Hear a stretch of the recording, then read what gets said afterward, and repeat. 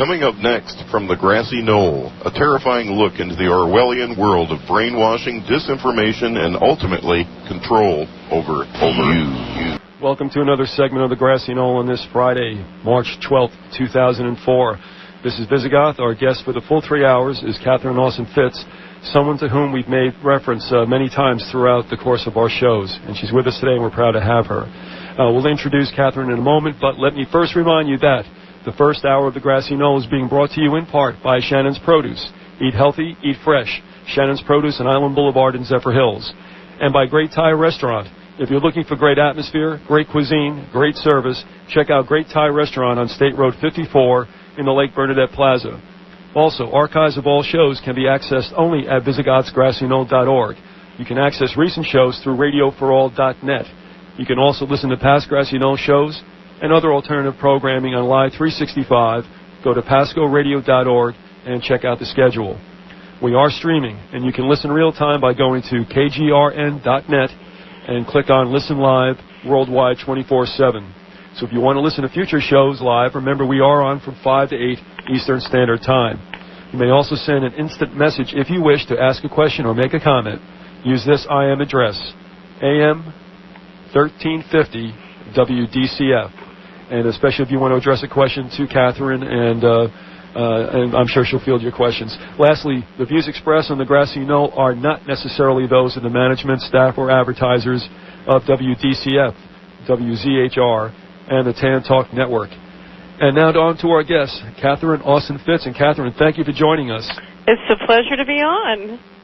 Don't be so sure about that yet. All right, Catherine, I got to tell you, your bio is extensive, and I studied it, and I left it in the office. Now, you have had, and continue to have, quite a great business resume built. Would you mind just going through that for us, please? Sure. I grew up in Philadelphia and graduated from the University of Pennsylvania undergraduate after spending a year in Hong Kong studying Chinese, and then went to the Wharton Business School, where I got my MBA. I was on Wall Street for 11 years, becoming a partner and member of the board of directors of Dillon Read and Company, which is Wall Street Investment Bank, which was is now part of UBS. And in 1989, I left the firm. We sold the firm in 1986, and the non-competes came off, and we got our money out. And I went into the first Bush administration as Assistant Secretary of Housing, Federal Housing Commissioner. That's the person who runs the mortgage insurance operation and mortgage market regulation functions at that time at the Department of Housing and Urban Development. So you're the senior official for the president in housing and the regulation, the oversight and regulation of the mortgage markets. And then I left and was asked to be a governor of the Federal Reserve and declined that to start my own company. I discovered the Internet when I was in the administration. And I started an investment bank, the Hamilton Securities Group, and when I declined the governorship of the Federal Reserve, the administration asked me if I would go on the board of Sallie Mae, which is the corporation that finances student loans. So I started my own company and went on the board of Sallie Mae. And then Hamilton was very successful. We were, several years later, hired back on competitive contract to help run their loan sale program and serve as financial advisor to the FHA, again on mortgage markets. And then the company was targeted. I asked you yesterday if you'd seen the movie Enemy of the State with Will Smith. I have a friend who introduces me at conferences and says, "Who here has seen the movie Enemy of the State? This woman played Will Smith in real life." That's a scary thought. Yeah, it was. It was pretty scary. It was right out of the movie. So anyway, for the last 8 years I've been doing that, and that's come down. You know, Will was much faster than I was. On a bike, yeah. So anyway, that's come down into a tail, and I'm engaged in litigation. I'm speaking to you from Washington, where I'm sitting in my attorney's office. I'm preparing for litigation with the federal government. And I've started a new company, Solari. I'm the president of Solari Inc., and Solari is an investment advisor and formation, and our what Solari is going to be doing as soon as I finish fisticuffing with the Department of Justice is financing communities with equity. And hopefully we'll have some time to talk about that, because I see that as being one of the principal solutions that many people need, not just in America but around the world, globally, to reverse the current trajectory of where our economy is going, which is no place good. So that's who I am. I'm an investment banker, and Solari is based in Hickory Valley, Tennessee, and which you're an Elvis fan, and you better be. Yeah. Never met a prescription I didn't like. Well, you have to understand, in West Tennessee, Elvis is so beloved. Elvis just passed the Beatles as having... Elvis now has had 19 number one hits in England, and the Beatles have had 18, and we see that as a great triumph in West Tennessee. But Hickory Valley is a small cotton farming community about an hour and a half due east of Elvis's home Graceland, which is Memphis, Tennessee. So I'm about an hour and a half east of the Mississippi River and 10 miles north of the Mississippi state line. So, again, today I'm sitting in Washington dealing with the litigation. So that's my background. I'm an investment banker. To say the least. Before we go back to the very beginning of things, so to speak, and I wanted to talk about some of the unseemly items that are involved in global economies. Who exactly is you're the plaintiff in this case, are you not? There are three trials. Two are consolidated. What happened was 8 years ago, a snitch. You know, a lot of these things happen with private informants who get a piece of the action.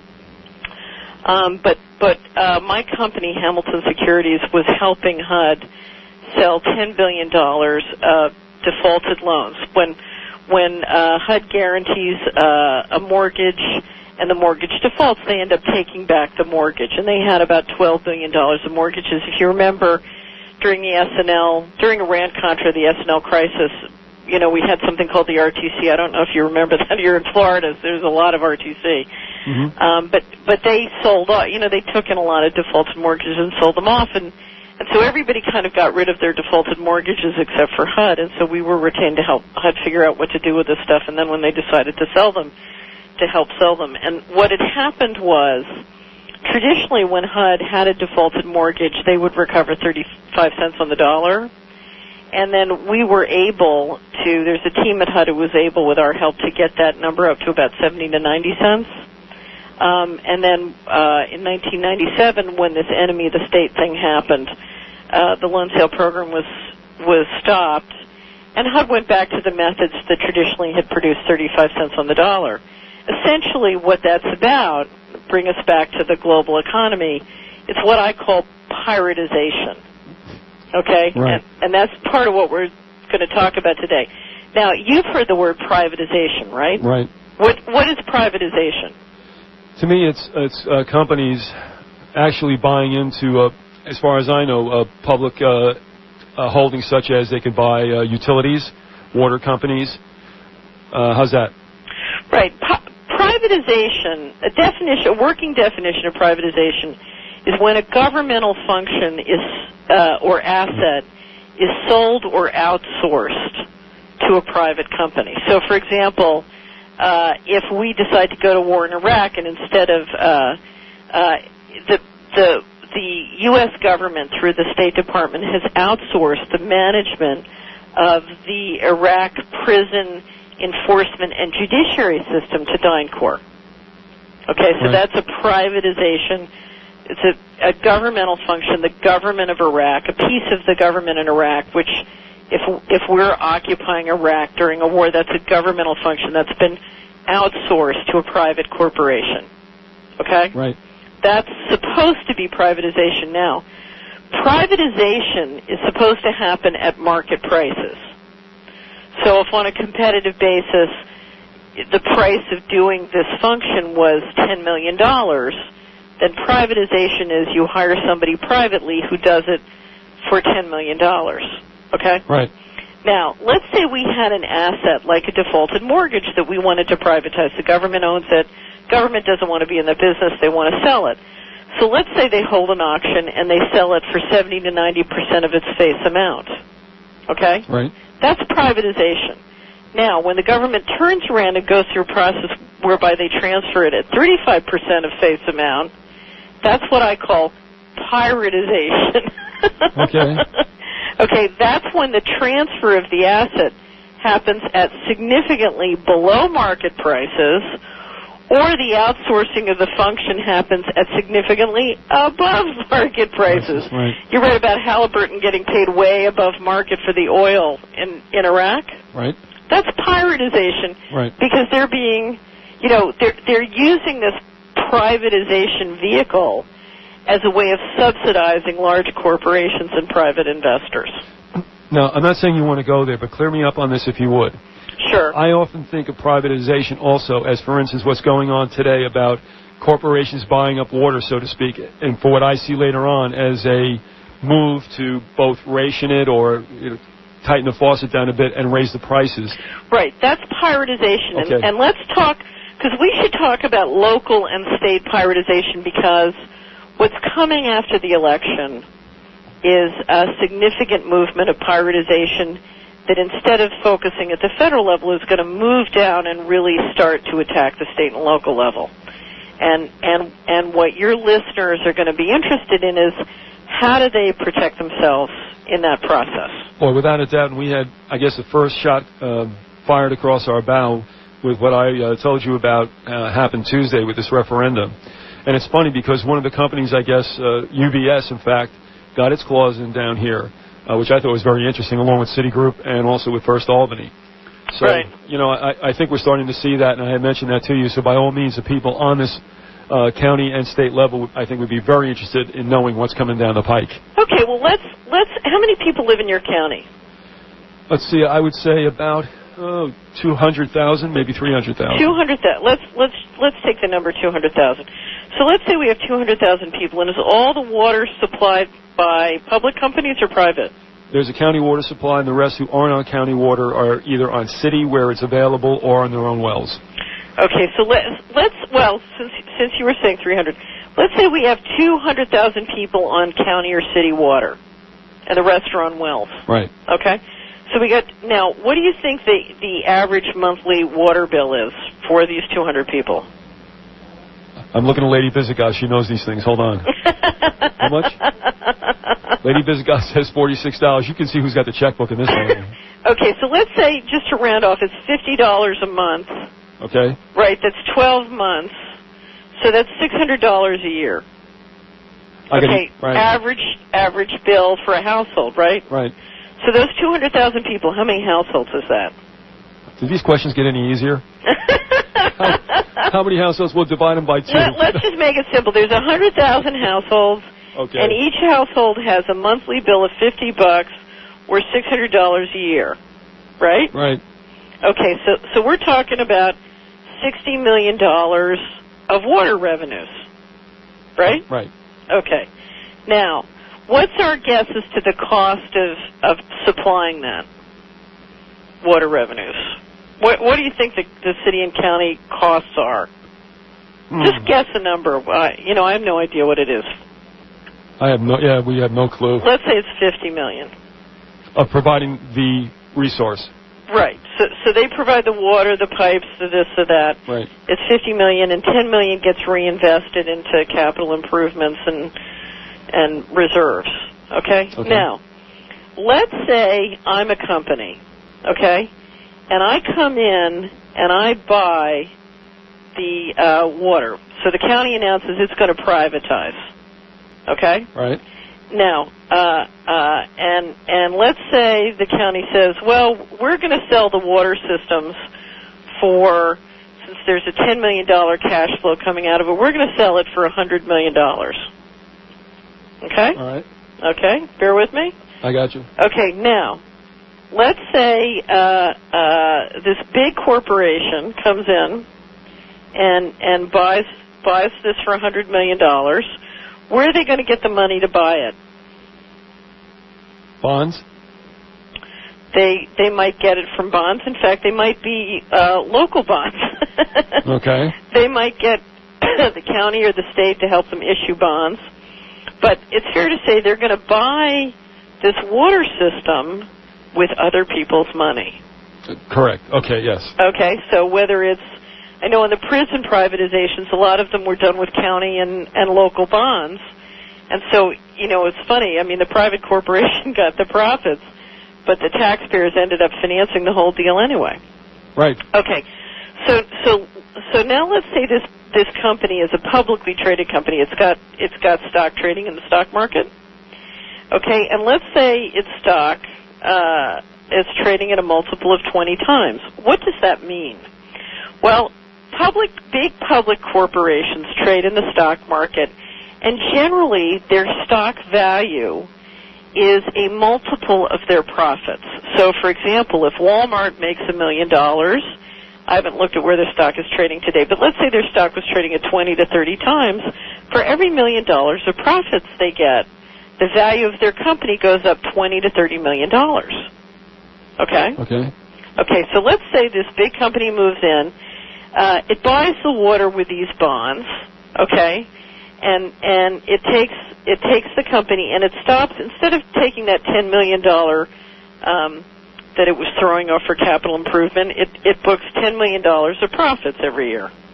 So now it owns a water company, and that, it's got $60 million of revenue, $50 million of expenses. There's $10 million of profits on this water company, and now this company's stock has gone up $200 million, right? Okay.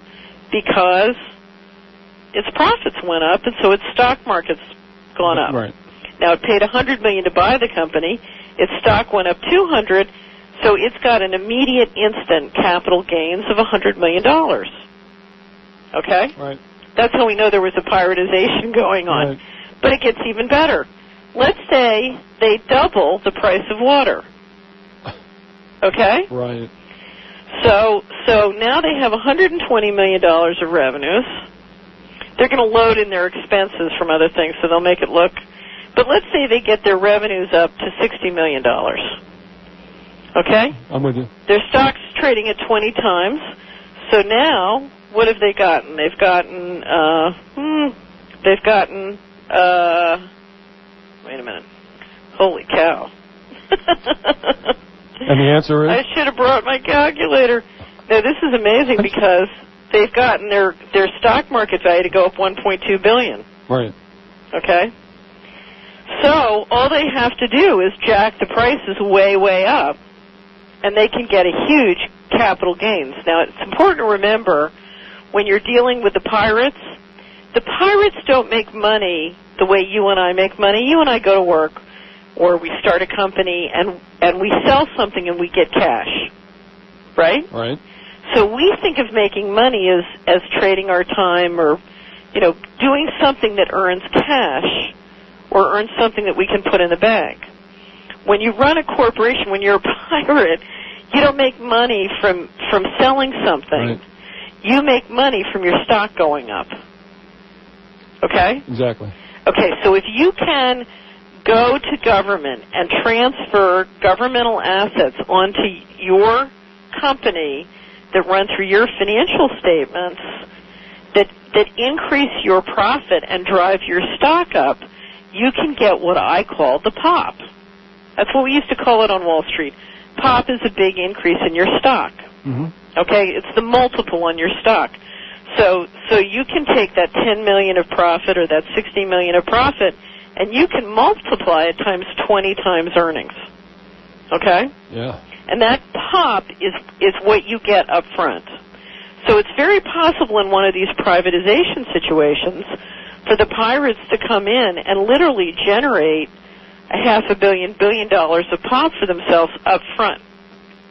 But that money that they've gotten up front represents the water bills everybody in that area in your county is going to have to pay for the next 30 years to justify that equity valuation. Without any trickle down for us, huh? None. Excuse the pun. None. This is called RAPE. Yes. And it's interesting that the way we've seen these patterns is we've seen them do it around the world in other countries. I've had a flashback to my days in grammar school. I was very bad in math, as you are no doubt divining. And I used to get this knot in my stomach, hoping the teacher wouldn't look in my terrified eyes and say, Viz, what's the answer? And you're killing me here. This is worse than micro. Well, work with me, because if we can figure out a way to make this fun and interesting, then we can save the planet. Do you know what I mean? Yes, I do. Yes, I do. And I know you're an optimist, and that may sound overly so, but you do have a plan, and it can be actuated, can it not? Absolutely, because it's so amazing. I just not that long ago, I got a call from a group of people who live in they're tenants in a HUD building, and they're dealing with a piratization. The pirates are literally, completely raking them over. And they couldn't fathom that this was really happening, and they couldn't fathom why until I explained to them the total pop available in their neighborhood. Let me try another example on you, because I live in a wonderful place that 10 years ago was full of lots of little businesses, and most of the little businesses have been run out of business. Yeah, exactly. And that's because, let's say you have 100 little small businesses in a place. And they have $100 million of revenue. So they have $1 million of revenues each, we'll just say. We're going to use numbers that are really simple. And let's say on their $100 million of revenues, how much money do they make profit? I don't know. 10 million? We're just going to keep it, in really easy numbers to round. So they have $100 million of revenues. They have $10 million of profit. And then here's the question: what are their businesses worth? I don't know. well, let's say they're worth $10 to $50 million. Let's say they're valued at a multiple of 1 to 5 times. All right. Okay, and let's say a big chain supermarket that's publicly traded, like a Kmart or a Walmart. Let's use Walmart. Let's say Walmart comes in, and instead Walmart gets that $100 million of revenues and makes $10 million of profit, and now they're trading at a 20 or 30 times multiple. So instead of being worth 10 to 50 million, they're worth 200 to 300 million. Right. Okay. Now let me show you why.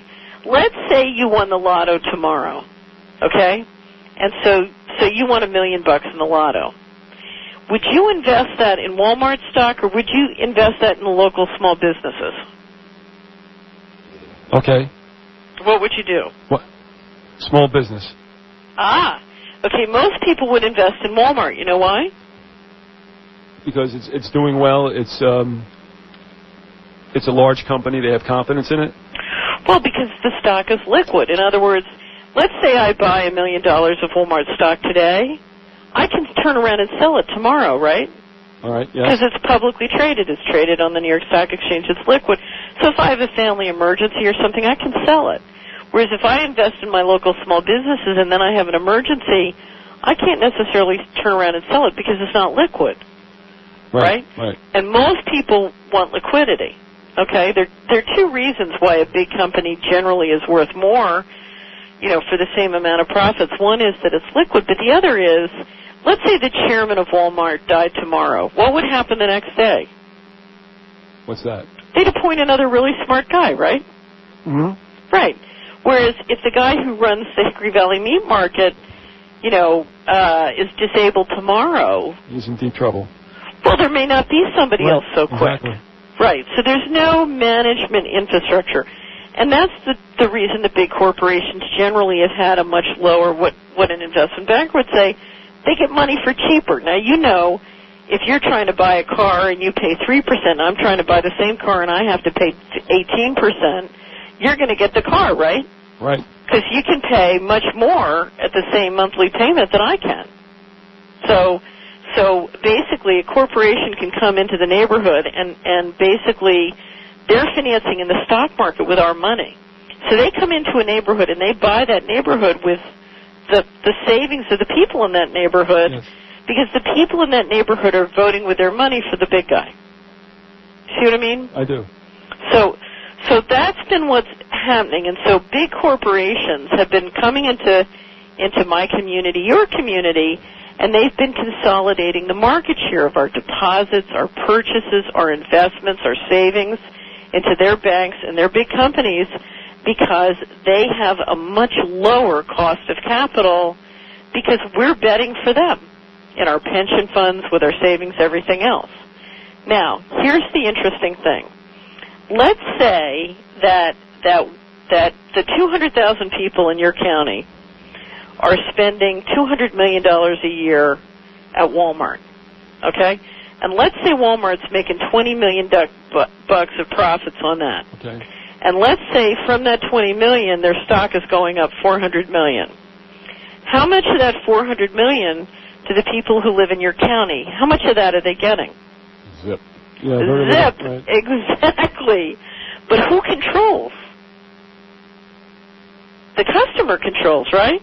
Supposedly.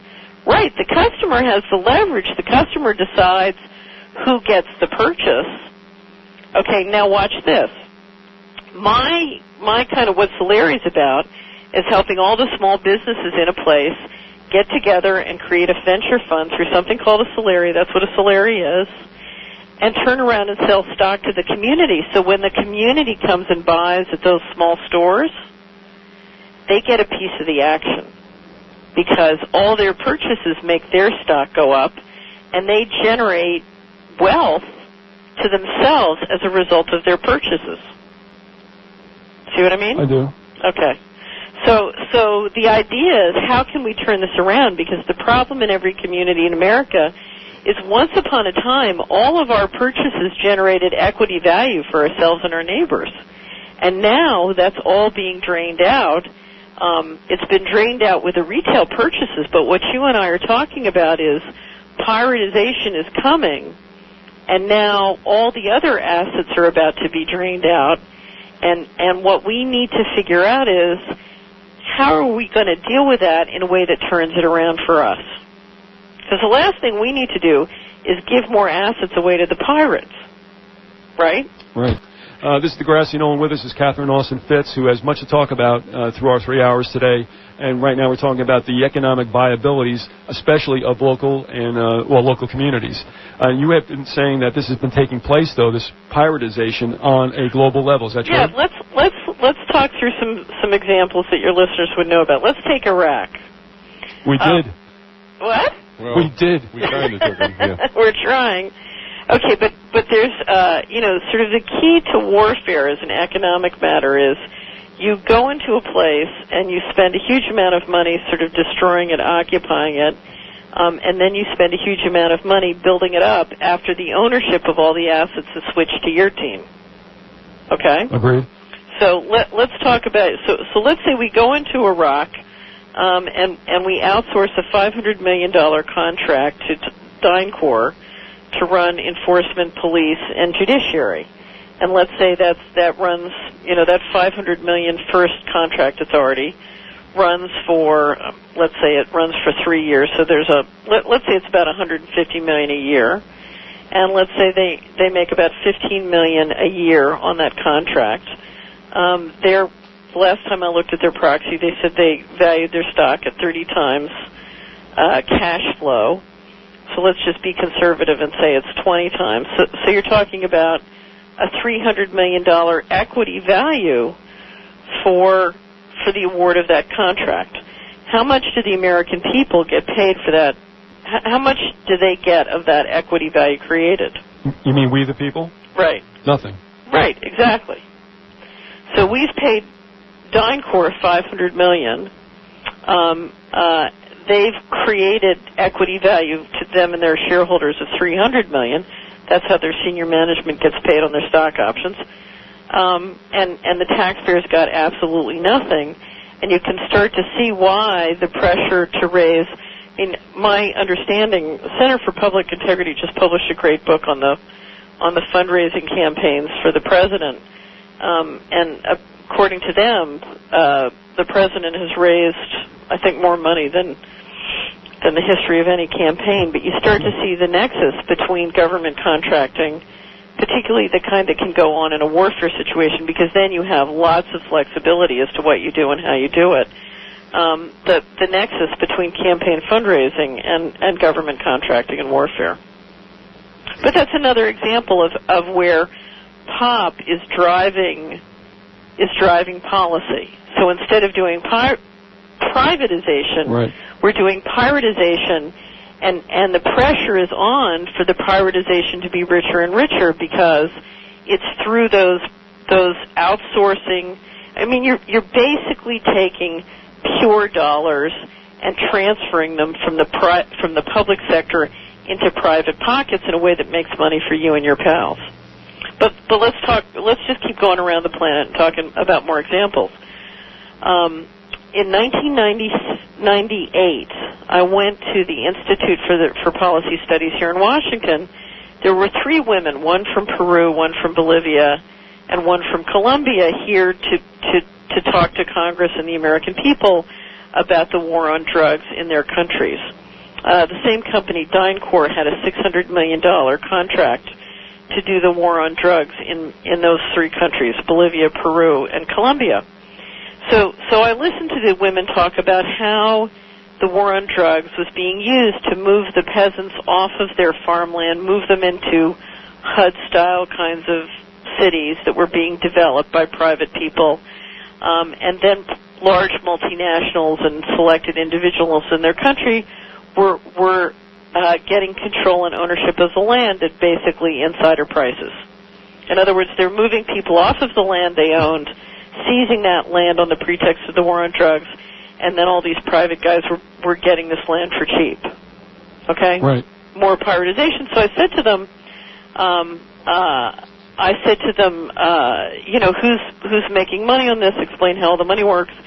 And after a couple questions, they got very suspicious of me, and they said, Senorita, you say you've never been to our country, but it appears you know everything about our country. You know, they're looking at me like I was from the CIA or something. Mm-hmm. And they said, how do you know this? And I said, because I was Assistant Secretary of Housing, and apparently it works in your country exactly the way it works in our country. Right. In other words, the war on drugs was a pretext to manipulate and take control of real estate. I gotcha. Okay. Another example, there are a couple of wonderful books and stories between 1992 and 2000. Russia experienced a huge wave of privatization, and if you want to learn more about it, you can read Ann Williamson on the net. Greg Palast has written about not as much about Russia, but many of the Latin American countries. And what they describe is how all of these governmental assets were sold off at below market values. Okay, so Russia is a great example. There's up on my website at www.solari.com, I've got an interview that Greg Palast did that describe a lot of the deals, including some of the Enron deals in South America. Same stories. Have you ever read the story of what Enron did with the plant in India? No. Okay. If you're interested in the Enron story, there are a couple of good books and different things. I have an article called The Real Deal on Enron. You can link to it from my website. I've got at www.solari.com in the Learn section. But essentially, Enron did a series of privatizations, governmental contracts, governmental financing, deregulation of energy, and the most fascinating thing about the Enron story can be found on a website put together by a group of really courageous Harvard students. It's called Harvard Watch, and it's www.harvardwatch.org. Okay. What happened was Enron got Harvard University professors to write reports that supported governmental policy that would allow these kinds of outsourcings. And then Harvard Endowment turned around and as an investor in the situation made money trading on or with Enron. Okay? So, and what has happened was the Harvard students managed to get all the various documentations, put together the story, and launched a website that told the whole story of Enron and some of its privatizations. And they're wonderful case studies as to what Enron and Harvard were up to together. I'm surprised they even got that out. I would think that there'd be some kind of threats to the students that they could do something like this. I think, it's interesting. People say that you can't get these stories out, and you can, but I think what we found is there's a methodology that is required to get them out. And one of the things I'd love to, we're going to talk about today is the hot seat. Right. But generally, the best and the greatest successes in getting these stories out have been when a lot of groups collaborate through the Internet in very out-of-control ways, so there's no formal legal relationships. Right. And what happens is their stories build and corroborate over time, and so you end up with a very powerful collection of stories, but there's no way that they can really be stopped without having to be overt about it. Now, let me step back and go back to the pop. And let's talk about where the power of pirates come from. The power of pirates come from their ability to control and manipulate the money. Okay? Now, let's say we made you president of the United States tomorrow. Okay? The first thing you would discover is what everybody in America wants. What does everybody in America want? Prosperity. They want their check. Right. So they want their Social Security check, they want their government contract check, they want their farm subsidy check, they want their check, they want the, and so the second thing you would do is you would ask your Secretary of the Treasury how you were going to get the money to pay all their checks. And what would your Secretary of Treasury tell you? What do you think, Harry? Turn on the printing press. I don't know. Just print it up? Well, you don't actually, the Treasury doesn't control the printing press. There's a private bank called the New York Fed that controls the press. That's right. We know. Okay, so you would have to borrow more money, right? Right. And in fact, you would have to borrow that money from the investors who now own the companies running your accounting and information systems, because you don't control your accounting and information systems. Those are owned and controlled either by your depositories, your private banks, or by government contractors who now run all your computers. You don't essentially control your own accounting systems. Okay? Okay. So in fact, you would have to do whatever your creditors told you to do, wouldn't you? That's right. Okay, so do you have any power? Yes. As a creditor, you mean, or well, if we're the president of the United States and we don't have control of our information and accounting systems, they don't have control over anything, and we don't, and we're deficit spending. In other words, we're a little bit like a company in bankruptcy who's being run by the bank. Okay. Okay, so what you discover is you have very, very little power. And the problem you have as a political matter is if we were to make you president tomorrow, the only way you could say no to the creditors would be to do something that would hiccup the checks, and then the American people would get mad at you because they all want their check. Right. I'll tell you another story to kind of help feel this out. In the summer of 2000, I was giving a speech to a group of wonderful people called the Spiritual Frontiers Foundation International. They are people who their focus is trying to understand how they can help our society evolve spiritually. Very, very wonderful, committed people. And a friend of mine had asked me to give a speech on how the money works on organized crime. And so we were in the section of the speech that talks about narcotics trafficking. And I had just described the fact that the Department of Justice had indicated about a year earlier that total money laundering by the U.S. financial system is $500 billion to $1 trillion, and that the United States is the global leader.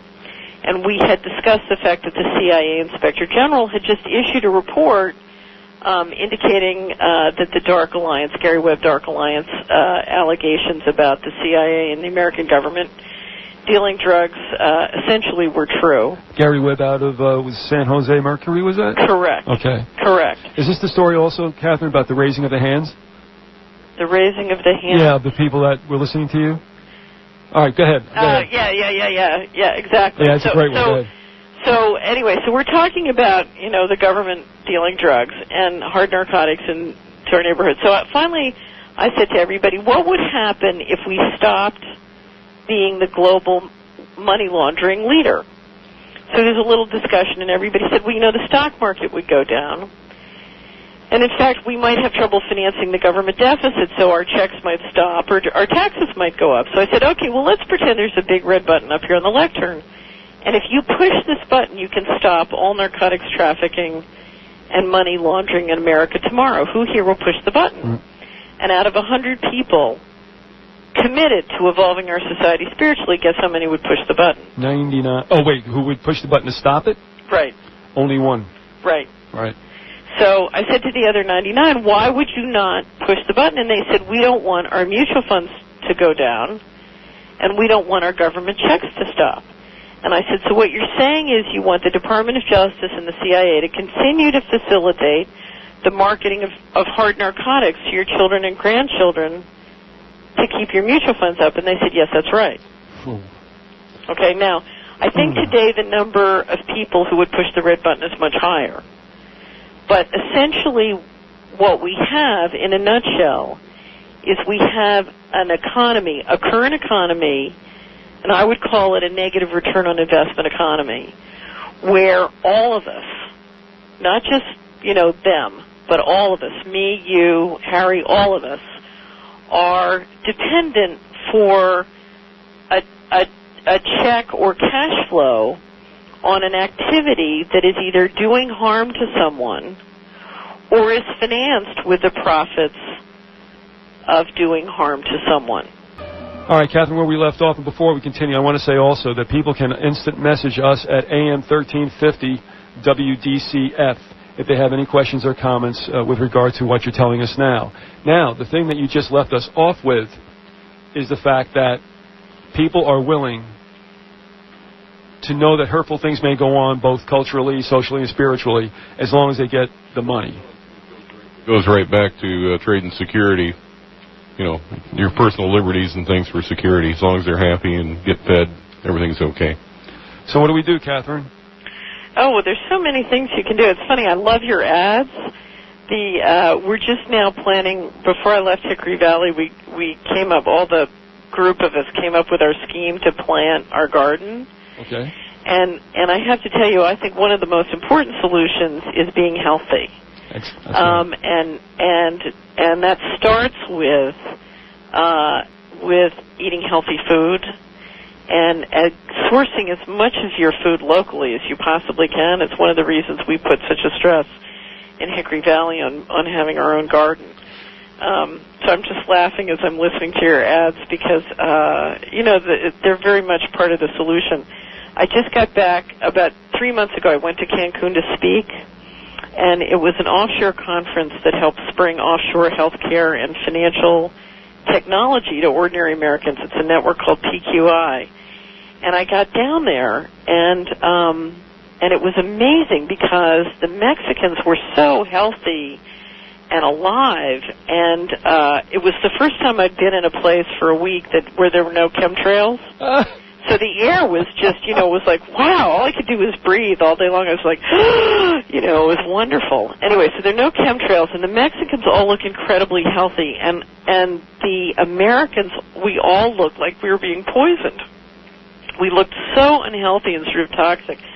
And it took a couple days for everybody to really, kind of get healthy again. So I think one of the most important things we all need to do is we really need to cleanse our minds and our bodies. But let me walk through the solutions because there are so many things we can do. It's a question of when do we get the critical mass we need to really start having it make a difference. We may vote at the polls every year or two, and that vote, as you know, in Florida may not count for much. Uh-huh. And that's one of the things I want to talk about when we get to the hot seat is Mel Martinez and some of the things that went on in Florida, including with Enron and the privatization of your pension plans. But we all vote every day in the marketplace with our money, and that vote gets counted. Our vote at the polls may not get counted, but our vote in the marketplace does. We deposit money in banks. We purchase goods and services. We save we invest, and we watch media. And I can't tell people, and I can't stress enough how powerful that vote is and what an impact it has on the big banks. I mean, let's focus on the really big banks that control government finances. Let's pick two of them, Citibank and J.P. Morgan Chase. Okay. And those are two banks that market many, many products to retail. So individual Americans throughout my state or your state use Citibank. They deposit money in Citibank, or they use Citibank credit cards, or they buy Citibank stock or other Citibank CDs and other securities, or they use Citibank credit cards, et cetera, et cetera. So the average American has many interactions with Chase and Citibank. Here are two banks who are right at the heart of significant amount of money that has gone missing from the federal government.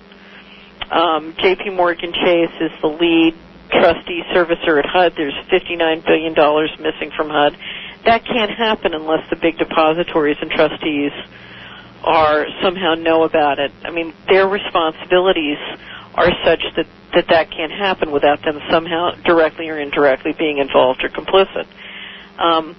Why is everyone in America continuing to use and support with their votes in the marketplace these banks when these banks are directly or indirectly complicit in all their money being stolen out of the federal government?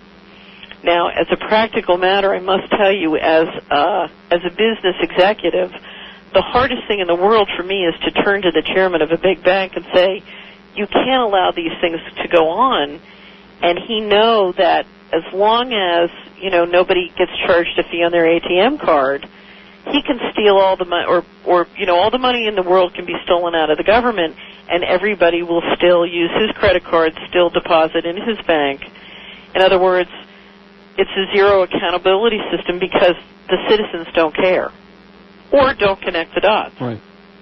So citizens generally have not connected the dots between their political and governmental freedoms and their consumer options.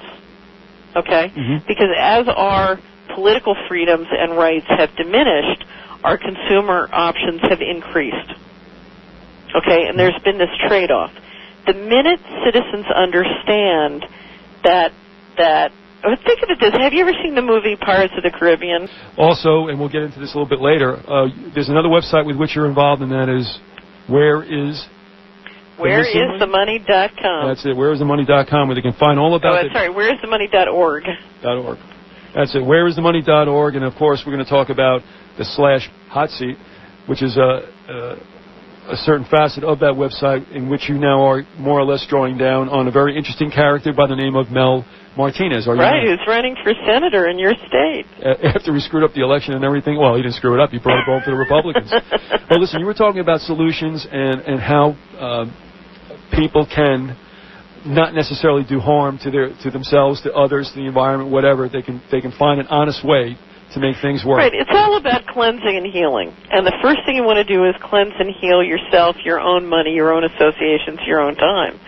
And part of that is learning about how the money works around you, but starting to shift. For example, if you've got deposits at Citibank or J.P. Morgan Chase or any of the banks who are associated with all the money that's being stolen out of the federal government, you can say, look, I'm not going to, if these guys are the pirates and they're going to steal and mismanage my money, I'm not going to put money in their bank. So if they're bad, I'm not going to reward them by voting for them in the marketplace. I'm going to withdraw my support. And I'm going to shift out to, I'm going to find a local bank which is well managed or a credit union which is well managed, and I'm going to shift my money out of the pirate banks and into somebody who's not a pirate. It's all about shifting your support and your vote from. Let me ask you a question, because I'm a woman and you're two men, right? Yes, so far. Okay, honest opinion. If there's a group of men in your area in Tampa who are pirates and they're stealing huge amounts of money, and because they're pirates, they're very, very wealthy, who's going to be more attractive to the girls there, to the women? The pirates. The pirates or you? That would be the pirates. And we have pirates in our area. As a matter of fact, on a quick note, we just got suckered into a penny for Pasco County tax by pirates. I heard about that. By pirates that are going to get rich because of it. And they're very attractive, too. Yes, they are. Right, but who do the women vote for when it comes to who do they date, who do they have intimate relationships with? Power and money. People with the cash. Okay, so the pirates are responding to what the crowd votes for. Am I correct? That is correct. I just published an article in High Times Magazine saying, okay, ladies, you want to turn this around? Why don't we stop voting for the pirates? High Times Magazine, Catherine. Yes, High Times Magazine. I just wrote an article for High Times Magazine. Actually, I published it on the Internet, and they asked me to rewrite it so they could publish it in High Times. Oh, okay. So, but anyway, it's very interesting. I mean, if you ask the critical questions of who do we vote for with everything, with our lives, with our associations, our choice of spouse, everything, we're all voting for the pirates. I mean, what you're telling me is the women of Tampa are voting for the pirates. Of course. I mean, let's face it, that's the old adage, isn't it, that they go for power and money and the guys go for the looks? Well, I'm not so sure it is. I mean, I'm not so sure it has to be that way, because I think people have not connected the dots, you know, and let's go back to the hot seat. In 1998, let me tell you the history of this. I was researching a pirate extraordinaire named Pug Winokur. Do you guys know who Pug Winokur is? Yes.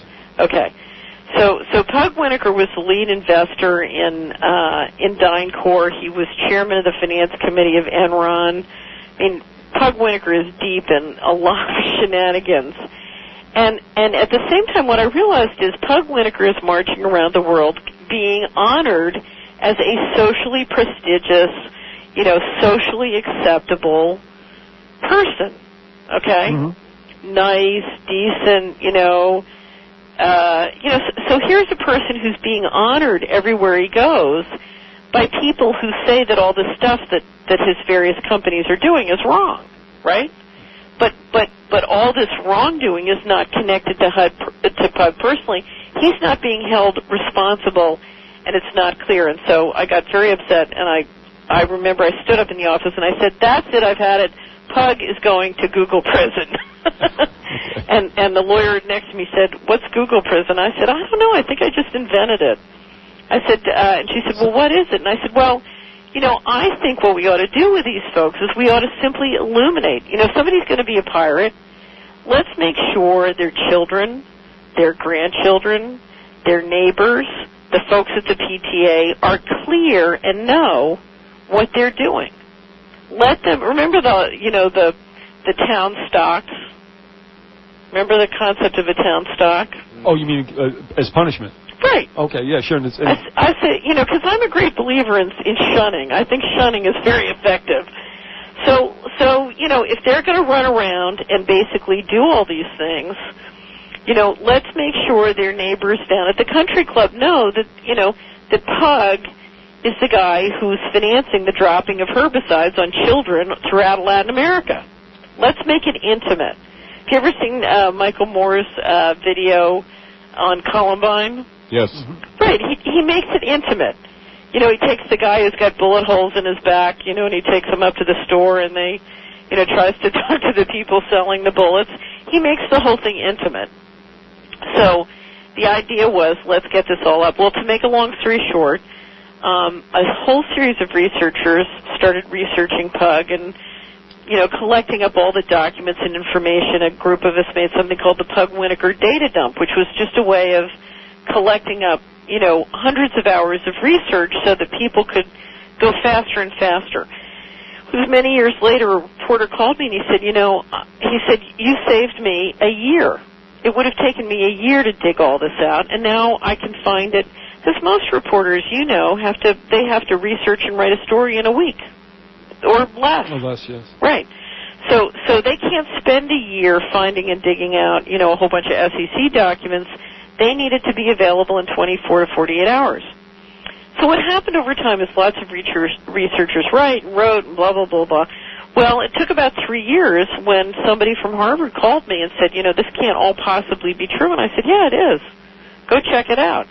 As a partner of a Wall Street firm, I'm telling you this is all true.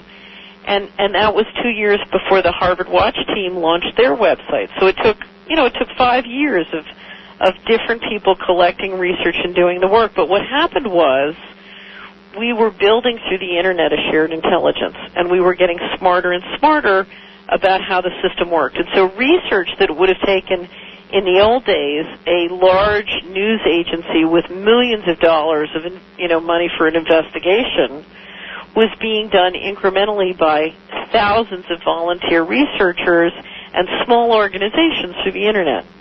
They were collaborating, okay? So that was the first example, but there have been many others since then.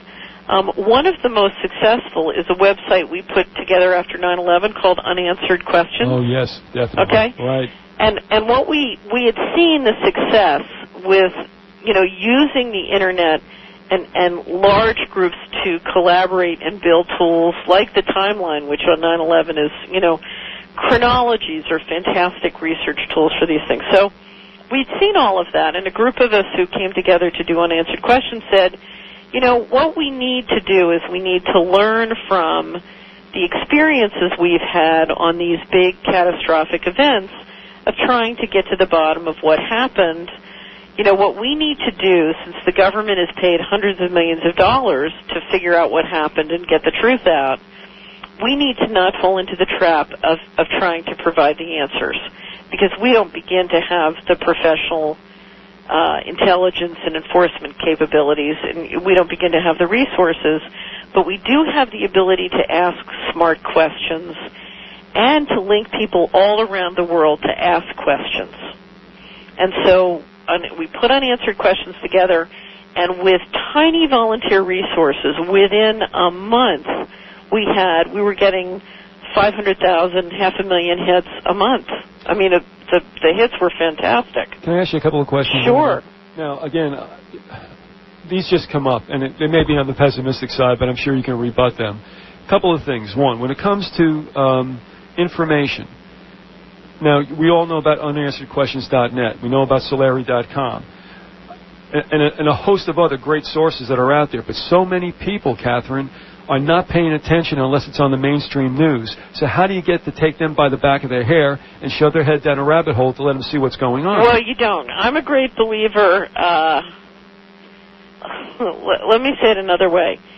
If every woman in the world would only sleep with people who weren't pirates, what would happen tomorrow? The pirates would be outbred. Is that a yes? Well, what I'm trying to say is I'm a great believer in positive incentives. I do know that, okay. Okay, so the Solari vision is basically to help the people. Let's break things down. Let's take any neighborhood on the planet. 10% of the people are what I call net energy plus people. They're high energy people. They're entrepreneurs. They're givers. You guys are givers, okay? Okay. 80% are followers, and they're busy. If you're pregnant and having a baby, you got to be a follower. You can't be a leader, okay? Right. Because you're doing something else. You're focused. So 80% of people are in follower mode. They eat what they kill. They're not doing any harm. Okay. Then 10% are net energy minus. They're pirates.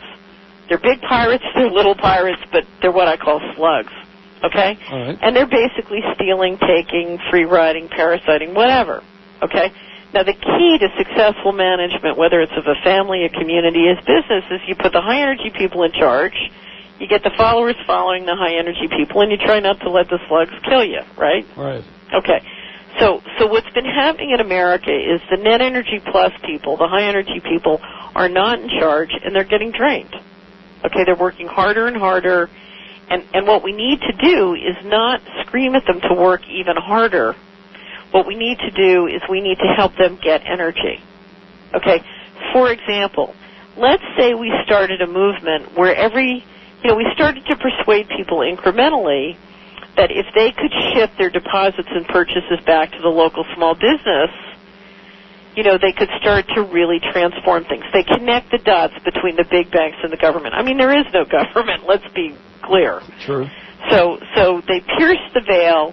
It's it's just like in the Pirates of the Caribbean. The pirate ship is always surrounded by the fog. That's how the pirates get away with it. You don't see them until they're upon you because it's surrounded by the fog. The fog is the White House, the Congress, the corporate media. Behind the fog is the money spigots. Agreed. Okay? And so let's say, we get a small group of people who start to pierce the fog, see it for what it is, and start to re-engineer the money because, let's face it, we all control how we deposit and spend our money, right? Yes. And that's safe. I can take my money out of Citibank, which I did, and when I realized this, and put it in Farmers and Merchants Bank in Bolivar, Tennessee, and that's safe, right? Right. Nobody's going to yell at me for being a paranoid conspiracy theorist because I took my money out of Citibank and put it in Farmers Merchants Bank or put it in my church credit union, right? So there's something that people can do in the normal day-to-day flow of their life, but it can start to give them energy. And let's talk about how. If I were to go and talk to all 200,000 people in your county, you know what I would find? I would find that a lot of them are not making a lot of money on their investments. They've lost money in the stock market, or they're investing their savings in a 2% right. CD. CD, right. Right? Okay. Now, in the same neighborhood, I bet I can find people who are paying 10 to 18% on their credit cards. Exactly. Why? Why is somebody only making 2% when next door to them their neighbor is paying 18%? Isn't that an opportunity? How so? Well, why not refinance my neighbor out at 10%? In other words, why do we have to ship all of our money through New York City I see. to have a relationship with each other? Are you seriously saying you would do this on a personal level? Absolutely. Absolutely. In fact, one of the reasons I'm alive is before I was targeted, I provided a lot of financing to people in my family. And so when I get hit and everybody, these guys shut off all my sources of financing, everybody in my family just started paying me back or helping me. Okay? And it's one of the reasons I'm alive today was, I invested in the people I could count on. We're talking about helping people out on a personal level in a way that makes the money stay in the community. Is that correct? Right, but in a way that makes money for you. In other words, the key to solutions is we have to find pathways to solve these problems which save us time and make us money. And when I say make us money, I mean create jobs for us and our friends or lowers our expenses. There are lots of different ways to make money. But the pathway is not to do something that increases our risk or requires us to feel bad or do more work. In fact, the problem is right now we're being drained. So we need to reverse that drain. We need less work. We need more money. So it's very important to find pathways that shift resources. And when I say resources, I don't just mean money. I mean time or other forms of support. We need to move resources from the bad guys to the good guys. So the good guys don't need to work harder and take more risk. They need to get more energy in the short run. How do you? I have a question though, Sure. And that is, if you move money, say for example, from Citibank to the local credit union, you're still a victim of the overnight lending rates by the Federal Reserve Bank, which is still controlled by bankers, which still goes right back to Citibank. So, how do you disconnect from those banks when in reality they still have a stranglehold on the overnight lending rate? Well, that's true. But the first thing you need to do, all the solutions that disconnect you in that sense require local organization. And so you need to get organized locally because all economic and political power starts with place, okay? And understanding how the money works in your place and building constituencies of people who will vote together in blocks, okay? And so I think of this as something very incremental because what we're talking about is re-engineering the flow of the money. We're talking about re-engineering the financial system, and you can't do everything all together at once unless you've got 100% of the people in your place willing to do that together at once.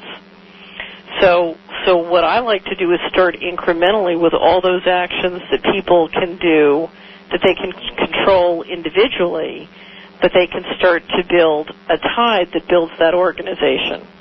Now, let me give you an example, because if you go to my website, and you can click on something called forums, and between the learning section on my website and the forums, you'll see information about how to organize yourself to re-engineer the money in your place in two ways. One is Solari circles, and one is Solari. Now, think of this in terms of what you can do by yourself, and then what you can do with a small group of trusted friends, which is a Solari circle, and then what you can do with the business community in your area, and that's a Solari. So let's talk through the three different levels. Here's what you can do by yourself. The first and most important thing you can do by yourself is you can face it and you can pray, okay? It doesn't matter what your spiritual practice is, but the most important power that we all have, the most important vote we all have, is our vote with our intentions and with our spirit. My pastor used to always say, if we can face it, God can fix it. One of the frustrations I had as a government official was the fact that if everybody in America was pretending that this wasn't happening, it was impossible for me to get any support to do the right thing. And so if everybody in America will just face the extent of the corruption and organized crime and pray about it so that the people who are paid to fix it can start incrementally to fix it, that's one thing. We've gone through the voting with your money, voting with your association, voting with your intimate relationships. And so that's a whole series of other things someone can do. The third thing they can do is they can participate in the political process, and they can vote, but they can turn out to town hall meetings and do all sorts of things, including, and that's what we created the hot seat for, which we'll talk about later. So there's a whole series of things you can do by yourself. But now let's go to the next level and talk about a Solari circle. Have either of you ever been a member of an investment club? No, not I. No. Do you know what an investment club is? Is that where you all get together and you track certain stocks and such? You pool your money, you get together, you form a partnership, you pool your money, everybody puts up a certain amount every week or month, however often you do it, and then you invest together, and traditionally you've invested in the stock market and the bond market. So it's a way for people to get together locally and then ship their money to Wall Street. Okay? Okay. Now, a Solari circle, grossly oversimplified, is an investment club where instead you invest locally. So it's a way to get together with people you trust. And one of the options when you do a Solari circle is you can do something called a hand. A hand is something that the immigrants use as a savings club, where you all put up you agree to a certain amount. Let's say it's $10 a week. And everybody puts up $10 a week, and every time you come together, let's say you come together once a week, one person in the group takes the full hand. Okay? Okay. There's no interest involved. So let's say we have 10 friends. Everybody puts up $10 every week. So there's $100 a week, and one person takes the full $100. Okay? It's kind of an enforced savings program. All right. And it's a way to accumulate capital. And the beauty of it, instead of having all that money sitting in the bank, it's circulating among you and the people you trust. Okay? Okay. Now, in investment club, one of the opportunities is to help not just people, but small businesses pay down debt. Because right now, Enron can finance with equity at a dividend cost of, almost nothing, whereas our small businesses are paying fantastic amounts for debt and even more fantastic amounts for equity.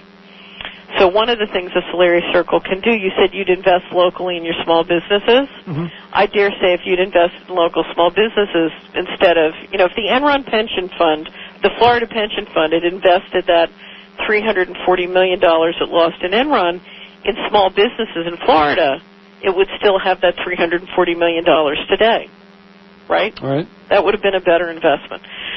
So whether it's real estate, whether it's small business, whether it's helping your neighbors pay off their credit card debt, the ones that you trust, there are significant numbers of local investments that can be made through an investment club. Now, as a neighborhood starts to invest, let's say a neighborhood like my neighborhood, so we have 25,000 people in my county.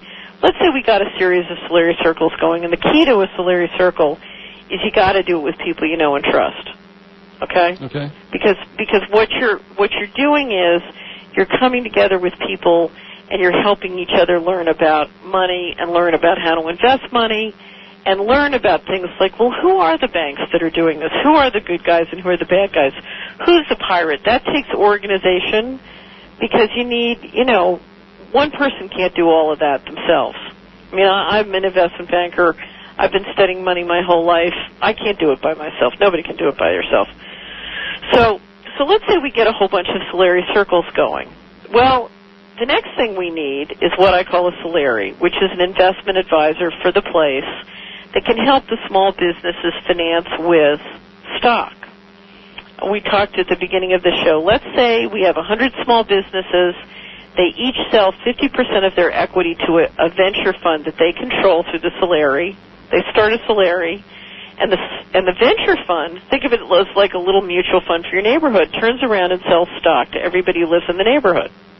It's called a community offering. There's a special provision that used to be under SEC law. So the venture fund sells non-voting shares to everyone locally, so everybody owns a share in something that's like a mutual fund, and so they all own stock in the pool, okay? And that way, when they shop at the local small business stores, their stock goes up, right? Okay.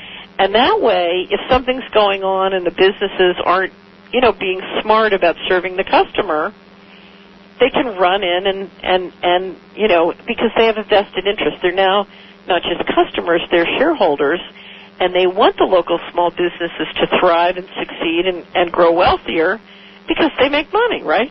Okay. So what you do is you create a tighter learning speed. But let's say we've gotten this all going. We now have the 100 little businesses have this pool going through the Solari. They've sold stock, and that's working. Now let's talk about the opportunity. Right. Now that we're in the structure where local businesses have turned their customers into shareholders. Right. Think of all the opportunities. Let me give you advantage because they're infinite, but they get back to Harry's very good comment about the Fed. Why do 100 little businesses need 100 databases on all the people in that place? They don't. They can share. They don't. They can now that their money is pooled and their financing arrangements put them in an arrangement where if one makes money, they all make money. Because once they're financing through a common stock pool, then if I'm a small business and you two guys have small businesses, if you succeed, my stock goes up. Okay? So I make money by helping you make money. And so suddenly we got all sorts of very concrete ways of making each other money and saving each other time in the short run by collaborating in ways that we wouldn't have before. So let's say we come together, we get the smart systems guys in our neighborhood to figure out how we can share databases. And let's face it, our customers won't mind because they're our shareholders, right? Right. So we can have a more intimate relationship with them than we could when they weren't our shareholders. Okay, so let's say we get our systems together. Now we can afford to share smart accountants, right? How come, it's not just Enron that can be smart about lobbying or state and local government. We can be too if we're now in a cooperative kind of form where those economics, we can afford to get some pretty smart guys working for us now, right? Because we're together. Now, let's talk about consumer aggregation. When I started a data servicing company in 1995, and I went to the local telecom company, and I said, when are you going to bring fiber into this neighborhood? And this was in Washington, D.C. I was living there at the time, and they said, well, I'll tell you, the first place we're going to bring the fiber is down into 15th and K Street. Okay? So the first place the fiber is going is where all the lobbyists are. The second place it's going is to Congress. The third place it's going is to the White House and the agencies. The fourth place it's going is to the sort of suburbs where all those folks live. And then it's coming to this neighborhood in maybe, after 7 years from now. And I said, well, let me ask you something. If I could put together a consumer aggregation of 1,000 people in this neighborhood who guaranteed you a certain amount of business for the next 5 years, would you accelerate and move stuff up much faster? Would you bring the fiber in much faster? And they said, yeah, we'd consider that.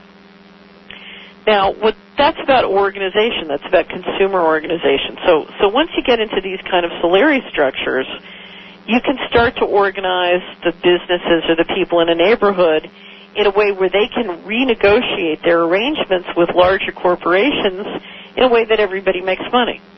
Because right now it's not cost-effective for the corporations to do that organization. That's not a cost-effective marketing thing.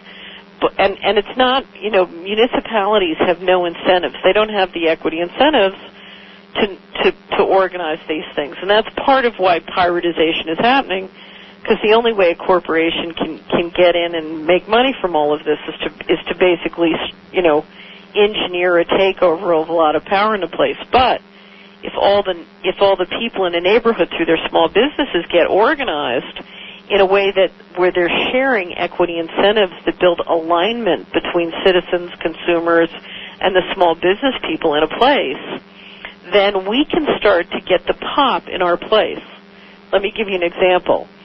If there's $100 million of small business equity in a neighborhood, one of two things can happen. Or let's use privatization, water, utilities, all these public services. Let's say there's $100 million of equity on the table. We can just sit here and wait for the big corporations to come in and harvest that equity, or we can do it ourselves. We can start a Solari and privatize our own prisons, privatize our own water, privatize our own utilities with us as the lead investors, and we can make a ton of money and create jobs for ourselves. Why aren't we doing it? Well, that's what I was going to ask you. What are the stumbling blocks? For one, I'm saying here, putting myself in that position in this particular area, and I'm saying, where are you going to get that spirit of cooperation? Exactly. And I'll tell you what my theory was. In 1997, we were doing our first 100. We were financing the first Solaris. And my theory then is my theory now, which is a few people do them. They make a lot of money. Everybody gets jealous. Everybody gets greedy, and they start to imitate it. Okay. So I was depending on greed and jealousy to spread the idea. How did we get stopped? We got stopped by the Will Smith enemy of the state thing. It was pretty scary, okay? And I think reasonably what I've spent is the last 5 years working through the different risk issues of how we could overcome those risk issues. The reality was people in America weren't going to do that as long as they continued to be able to survive the old way. Okay, so as long as the Titanic was still sinking, they didn't want to get off the Titanic and build arcs. They didn't want to run that risk. I think it's fair to say what's going to happen, if not now, but certainly after the election, is there are enough people who are really suffering economically. To give you an example, in the last 4 years, I have a member of the Solari Action Network who reconfigures the Bureau of Economic Analysis statistics. And for the last 4 years, what his statistics, or what the Bureau's statistics show, is that the average American household has income of $32,000 a year, expenses of $37,000 a year, and is spending more than approximately $5,000 more than they're taking in an income, and they're financing that by borrowing more money. They've been making money or financing themselves by buying and selling housing or refinancing their housing or credit cards. And that process, in the last 5 years, our debt, both our governmental debt and our consumer debt, has skyrocketed. And we've just about tapped out of that bubble. You've heard Greenspan talking about Freddie and Fannie Mae and the mortgage companies, possibly the mortgage GSEs being insolvent. I talk about HUD being insolvent. What that is all about is we are reaching the peak of the possible debt, and as we outsource all the business and work to Asia and other countries, our income continues to drop, our debt continues to skyrocket, and we both know that, you can't do that infinitely. at some point you can no longer carry your debt. And the rubber meets the road in what the gentleman was talking about in the show right before we came on, which is when interest rates start to go up, right. the bell will toll. So the reality is, we've reached a point where enough people are being thrown off the side of the Titanic that they're interested in building arcs because they have no choice. I don't want to ask this out of context, but I do want to. Well, it's on my mind. Let me ask you. I don't particularly believe that the pension funds, as we know them now, are going to be there for us when we need them. Do you want to address that at all? My understanding is the Pension Benefit Guaranty Corporation is essentially bankrupt. Most corporate pension funds are essentially guaranteed by the federal government, and the agency that's supposed to do that is not something that we can count on, in my opinion, from what I'm told. I suspect the federal, state, and local governments have been asset stripped. I mean, my guess is that if you look at the financing arrangements of the pension funds, that the pension funds in this country cannot be, whether governmental, and that includes Social Security. I think most of the assets have been stripped out over the last 5 years, and they've been privatized very quietly, but very completely. Well, in this model that you do have, keeping the money local and such, can people invest in a certain way in their for instance, I'm in a savings and loan. I will not go into the banks that I know down here especially that are huge and have been involved in money laundering.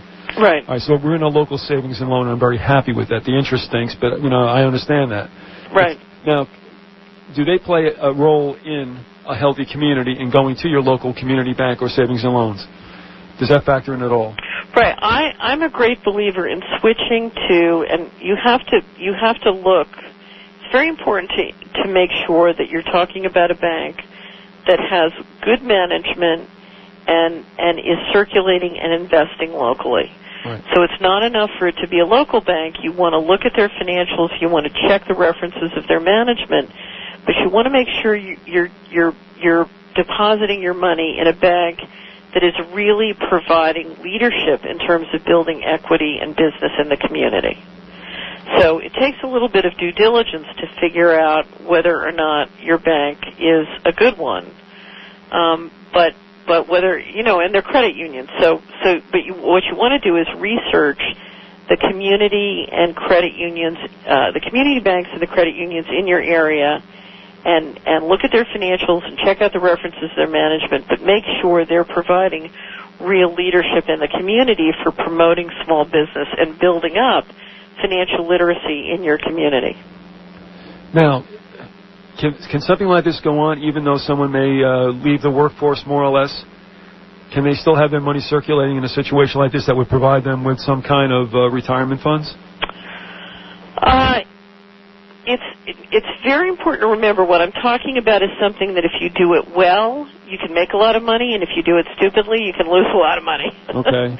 It's like anything else. It requires attention by either you or attention by people who are both trustworthy and competent. But the reality is all the profit that's coming out of this country is coming out of the communities and the kinds of people I'm talking about.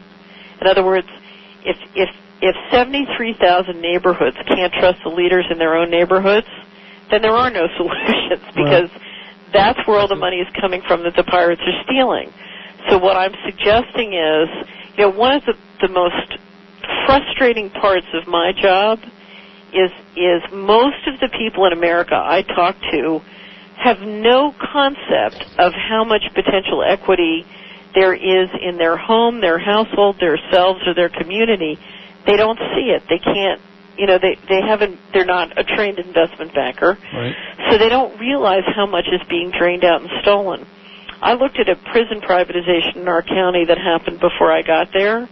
I estimated that about $60 million of equity in 1 year through one trumped-up deal had gotten switched out to a private corporation when the county, with our municipal bond system, had essentially financed and banked the whole deal. We provided the contracts, we provided the financing, and the private corporation got, my estimate, more than $60 million, but it's $60 million that we could have had if we had banked the deal through a Solari that was financed, with local capital. The former chairman of the Republican Party sold his stock right after the deal went down for $17 million. I mean, you're talking about huge equity windfalls that are invisible to most people because they've never seen how the money works in their place. Let me tell you one story. When I've described very briefly the enemy of the state process I went through, one of the things our company was doing was making a software tool called Community Wizard that would allow people in communities to dial in through the web and look at the sources and uses of government money, credit, and other resources in a place. So you would have been able to dial into Community Wizard and be able to see what's the potential equity value of all my stuff in Tampa and the Tampa area. Okay, all that data, you pay your government an enormous amount of money to collect and manage that data, except you don't have access to it. If you go to the White House website, you will see a budget that reports all the money, in health care, all the money in housing, but it doesn't say here's how the money works in Tampa, here's how all the money works in Orlando, here's how all the money works in Miami.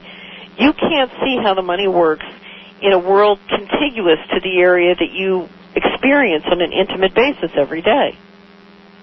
Now, why is that? Is it lethargy on our part, or is it the fact that we can't get at the information? Well, I built a software tool that would get you at that information. That's the Wizard, and the Department of Justice seized my company and basically ripped apart and destroyed my software systems. That's the Wizard about which you speak, right? Right. So, and there's a reason for that. That's an intentional. In other words, in a free market, information and money flows according to where value is created, right? That's true. Okay? But what's the enemy of the state process about? It's about policing markets so that selected people, the pirates, can control them. Right. So, one of the reasons I think that people in your neighborhood don't get together is, what people tell me very quietly is, I'm scared. Right. I don't want to have happen to me what happened to you. Yeah, the fear factor is huge. Yeah. You mentioned several times during the show the privatization or piratization of the prison and jail system. Aside from the fact that people are lining pockets, are there some other issues with privatization of the jail system that you might have? Sure. I think what you've seen over the last 20 years is you've had narcotics and the war on drugs brought in a very concerted way in places to do a couple of things at the same time, but one is to ensure the political control of those places by a relatively select group of people. I mean, I think if we look at the United States Congress, it doesn't look like the United States of America.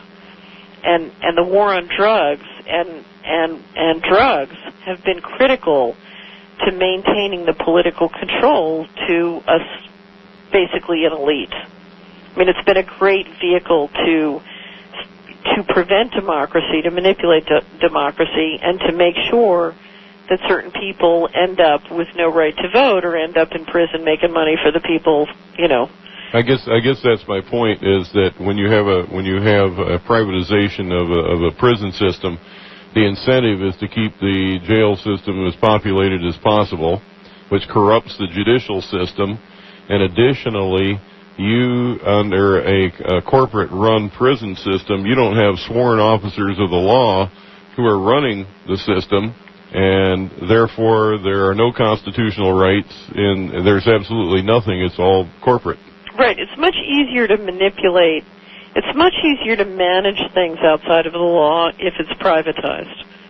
Because what happens in government is you get, I worked in government for 18 months, but I've worked with government a lot, and in my experience, most of the people who go to work in government really believe in the law and really believe in doing the right thing. and tend to be pretty difficult when stuff is going wrong. I mean, you get whistleblowers, you get people objecting, you get people being passive-aggressive. And so it's much harder to implement criminal enterprise with government employees than it is with corporate employees, because you have complete freedom to hire and fire, move them around, not get them to ask questions. I mean, turnover is the key to keeping control. So there's tremendous advantages to privatizing things, because it gives you much greater control and much greater freedom to do things outside the law without people even knowing that it's going on. If you want a wonderful example of that, this is not a privatization context. You should, and if you go to the Learn section of my website at www.solari.com, I have an article about the European Union lawsuit against RJR Nabisco. The European Union about a year ago filed a 200-page complaint against RJR Nabisco for money laundering with cigarettes for 2 or 3 decades, with the Russian mafia, the Colombian drug lords, the Italian mafia, and Saddam Hussein's family. The European Union brought the lawsuit on behalf of 11 sovereign nations of Europe, Sweden, Germany, France, Belgium. So you can imagine the intelligence agency capacity they have access to. All these countries who wouldn't stand arm in arm with us on the invasion of Iraq, by the way. So what you've got is you've got a 200-page complaint, which is more entertaining than the Tom Clancy novel, right? But describes a major corporation doing global money laundering on a systemic basis in huge size as a very professional business. It's an amazing document to read, but it gives you a hint of the kind of operations that may be going on when we talk about these things. You also mentioned, and I guess time might be getting short, but one of the going back to the invasion of Iraq and privatization or piratisation, there was a time that the United States Army fed its own people. Right. And now, with this latest debacle going on with overcharging and whatnot, Halliburton says that they have to refund this money, do these things. They're going to be relegated now to feeding soldiers 3 meals a day of nothing but sandwiches. And I'm thinking that would have never happened with the old adage of the Army traveling on its stomach, with the Army feeding itself. And right. And there's something, to me, there's something wrong when the Armed Forces of the United States is not running its own self. The Veterans Administration is run by people who don't have a clue, who have never been in the military, don't have everything is outsourced there as well. With us is Catherine Austin Fitts. If you would like to IM a question or a comment, you can do that on the address AM 1350 WDCF. And Catherine, right there, you heard some grim news from the Communist News Network, did we not? Major bankruptcies. Exactly. Right. Now, if we can sum this up to a certain extent, could you hit some bullet points as to how Solari can work and how people could plug into something like that? What's happening is we're in a phase where the economic and political power is being centralized, and that's only going to stop or change if we intentionally organize it to decentralize. My company, Solari, our goal is to see decentralization happen in a way that starts to incrementally shift power and money to what I consider to be the high-performance entrepreneurs in a community in a way that's wonderful for that community. Solari Circles is an investment club that focuses on financing and investing and saving locally. And it's a way of getting together with your friends. It's a social experience. It's people you trust. And start to collaborate. I always tell people when I speak, I said, don't worry about whether there is a conspiracy. You need to start one. There you go. I like that. So it's really a way for you to get together with, the 5, 10, 20 people you know, trust, and love, and start to conspire about how are we going to save enough money to make sure we're safe? How are we going to make sure that we have the resources to retire? How are we going to, we're on our own. The Titanic is sinking. How do we build arcs? And so a Solari Circle is an investment club. It's not a job, but it's a way to get together and figure out how to invent and create jobs and help each other with your financial problems. So that's, I'm a great believer that nobody is as smart as all of us. So a Solari Circle is an investment club, but it's an investment club that has a savings feature and is designed to, to help people figure out how to make money from saving locally. One of the things I didn't mention earlier you can do is start a community currency, because there's so many functions in a place that don't get developed because we have fiat currency. There's not enough currency floating around. Right. So there's an endless number of things you can do. If you get the Solari Circles going, there may be entrepreneurs who are qualified in your neighborhood, or small business people who want to get together and start a Solari. And a Solari is an investment advisor for your neighborhood who can help your neighborhood raise and aggregate capital so that you can buy out your own. I mean, if you're going to privatize everything, buy it out in the way that the people in the neighborhood get the pop. So we wouldn't have record bankruptcies on all our small businesses if everybody started a Solari and refinanced all those small businesses out with equity. What is driving a lot of those bankruptcies is people are choking on their high interest or bank debt. And so a Solari is a way to get together and get much smarter about flowing the purchases through your small businesses and financing your small businesses with your equity that save your small businesses in a way that make money for the customers in that neighborhood. So it's really about getting smart and organizing, but organizing in a way that saves time or makes money for the high-performance people in your place. Now, the thought of a Solari is still probably to our listeners, and perhaps to a certain degree myself, somewhat amorphous. So is there a hard... If you go to www.solari.com and you click on the network forums, at the Solari Action Network forums, there's a forum called Solari Circles. And if you go into that forum, you'll start to find all the different links where there's different information on what a Solari Circle is, how to start it. Also, at the Learn section, there's a tremendous amount of information on Solaris. And you can start to link, and at the forum you can start to find all the different groups around the country who are starting to do Solari Circles and Solaris. Okay, the two last questions I had, if we are going to move away from this topic, and that is, one, do you find that the circles of people who get involved with this may be somewhat centered on a church congregation, or is that happening at all? What you need, do you read the Bible? Yes. Okay. Well, do you remember the story of Gideon? Yes. Okay. In the story of Gideon, the angel of the Lord comes down and tells Gideon to throw the Midianites out of Israel. And Gideon says, I can't do this, I'm just a shepherd, And the Lord says, no, call for an army. So Gideon calls for an army, and the angel of the Lord comes back and he says, no. He said, you got too many people, they're not true believers. And Gideon says, well, I don't have enough people to throw the Midianites out, and you want me to get rid of people? So the Lord says, yeah, you need people who really believe. So he gets rid of them, and then the angel of the Lord comes back and says, no. He says they're not all effective. So he puts them through some tests, and basically what the angel of the Lord is saying, you need people who are trustworthy, and you need people who are competent. They got to be both. Okay? Right. And the key to doing any of this is to limit yourself to people who are trustworthy, ethically, and who are competent. Now, generally, what I find is you will generally find around a good church, there are plenty of bad churches, but around a good church, you will find people who have been together, know each other, and are committed to the values of being trustworthy and being competent and reliable. And so there's no doubt about it that they're, if we're going to privatize and there's going to be no government, then every town you drive in has some banks and some churches. And it doesn't take you long to figure out, well, if the banks are pirates or the big banks are pirates, maybe you need to find a good church. But what I find is every town is different. And there are these different organizations. It could be a church. It could be the Rotary. I'm a member of Rotary.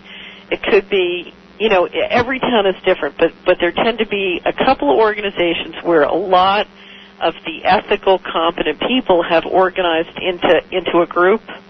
And that is usually a critical mass to work from. Yeah, ethical is a key word there, and that's what I think I'd be looking for. Well, you want ethical and competent, too. I mean, if you can get a group that has different combinations of skills, you need both. It's not an either-or. It's an and-and. Is there any place where listeners can go to your website or some other websites where this model has been implemented? Well, we have groups now who are implementing it, and you'll see some of the information on the forum. Is Middlebury one of them, by the way? Middlebury is one of them. Fillmore Solari is just launching their website. There are other groups, though.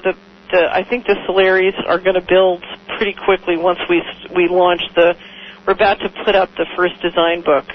So I think it's just now starting to take off because, again, we started to launch this in 1997 and then ran into the fact that the pirates were going to, wanted to steal everything. Now that they've stolen everything, my suspicion is that we'll be able to do this and take it up pretty quickly. Also, about Enron's dealings, are you saying that HarvardWatch.org is a good place to go to educate yourself as to what they've done or are doing? Right. I would suggest, if you're interested in Enron, I would suggest 3 sources. Okay. I would read The Real Deal on Enron. There's an Enron section on my website, and I would look at those articles, particularly The Real Deal on Enron. The second thing I would do is I would read Kevin Phillips's book called American Dynasty. It's only got a section on Enron, a small chapter, but it puts Enron in the context of the business model. Okay? So I would read that, and the other thing I would do is I would read The Hot Seat, because if you're in Florida, I mean, the rake-off of the Florida pension funds is one of the great examples. And then, of course, the other is HarvardWatch.org. The students at Harvard who really, they got Pug Winokur fired from the Harvard Corporation for his role in Enron. Okay. Now, talking about the hot seat, we could move away toward that topic. Okay. Which I know that you're more than willing to speak about. You threatened me about doing the interview at all if we didn't do it about Mel. Mel. What in the world is going on in the criminal enterprise known as the state of Florida or the fiefdom of Prince Jeb? Well, it's about a year ago, about 6 months, a year ago, we launched a group of us, a website called whereisthemoney.org. There is $3.3 trillion missing from federal accounts. And let me give you the story behind this. I was part of a group of people that got laws passed requiring audited financial statements of the federal government. And that law kicked in 1995, and so the different agencies started to report their efforts to do audited financial statements every year to the General Accounting Office and the 2 committees in the House and the Senate who were sort of that governed that process. And every year, starting in 1995, they started to come to Congress and the General Accounting Office and say, guess what? We can't produce audited financial statements. I mean, in fairness to Enron at least knew they had to cook their books. The federal government didn't even bother. Right, they just said, well, guess what? We didn't comply again. And to this date, it's now almost 9 years later, the federal government has never produced audited financial statements, not once. One of the squabbles that O'Neill had that probably got him fired related to trying to get those financial statements, and full disclosure about the full liabilities and what was going on. So, anyway, so what happened starting in 1998 is the federal government started to report in this process annually that there were significant amounts of money that were missing. It came to light in the spring of 2000. The Inspector General for HUD testified that $59 billion of undocumentable adjustments had occurred, and HUD refused to produce audited financial statements and just wasn't going to bother. Oh, well. $59 billion is a huge amount of money. Well, when you dug into the financial statements, it turned out the year before they were missing $17 billion. And in the next 2 years, they refuse to say what their undocumentable adjustments are. Now, under the Constitution, that's not legal. You can't just spend money, not be able to document where it went, or prove that it was a governmental purpose. That's illegal. So what? You know? Well, in the same period, the Department of Justice started to report significantly more. They were missing in fiscal 99 2.3 trillion. I guess it was 1.1 trillion, and then the next year 2.3 trillion is back to back. So they were missing 3.4 trillion, and then the next year refused to say. And in fact, there was tremendous pressure in the summer of 2001 to find out where all this missing money was and get to the bottom of the problem. And in fact, Senator Byrd, during Rumsfeld's confirmation hearing, said, I don't know how you think you're going to get these big budget increases when there's 3.3 trillion missing. Right.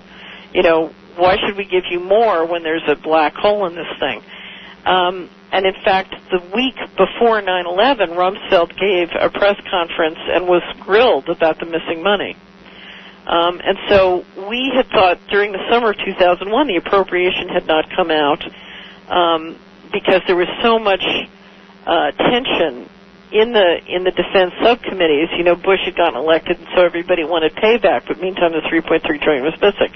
Anyway, as soon as 9/11 happened, that issue got swept under the rug again, and the big increases in defense spending happened.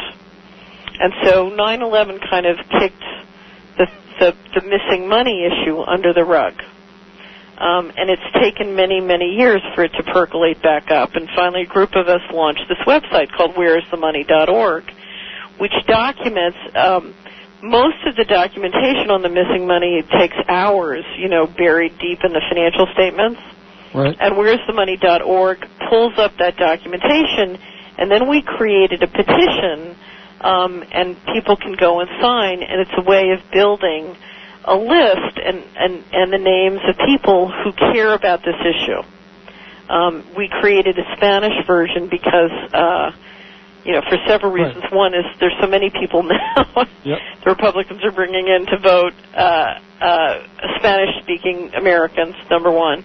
But number two, this issue is not just American citizen issue. This is a worldwide issue because we now have nations and people around the world who are financially dependent on dollars and U.S. Treasury and U.S. agency securities.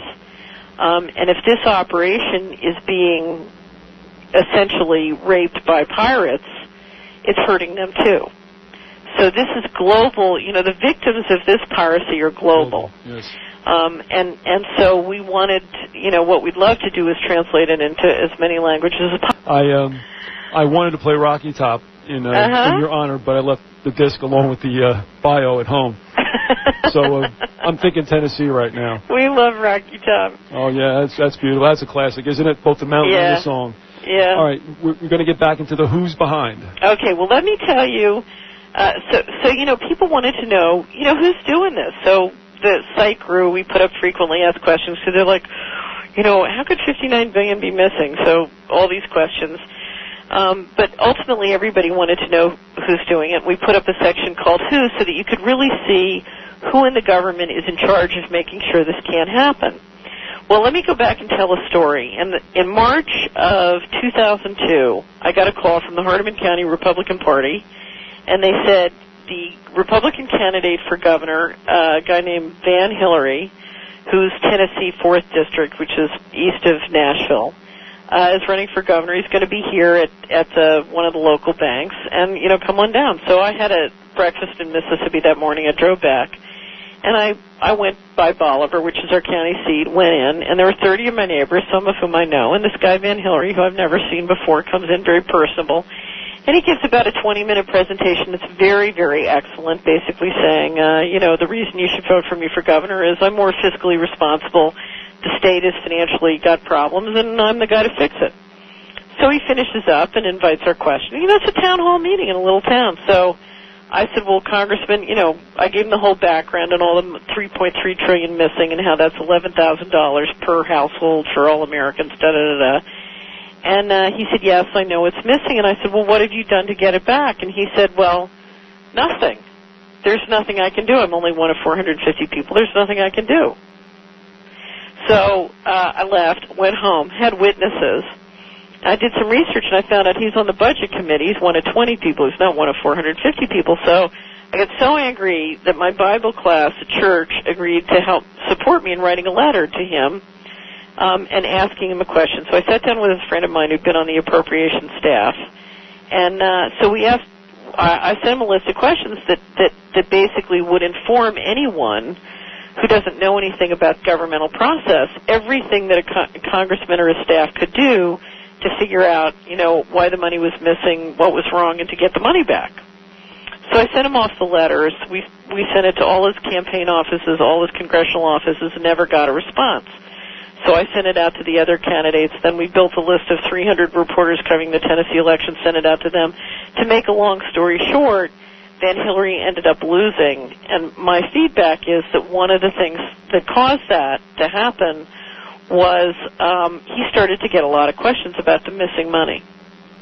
And that helped to pull some of his political support. Now, why do I tell you that story? Because what I learned is when a lot of people in every neighborhood participate in the election process. And they go to town hall meetings, they ask questions, they circulate information. That's a process where we can all have a conversation. And what I've found is very informed people can have a huge impact. I mean, I think the group of us who did we launched a website. Somebody in London made cartoons, and the website went up in New Zealand. It really went all around the globe.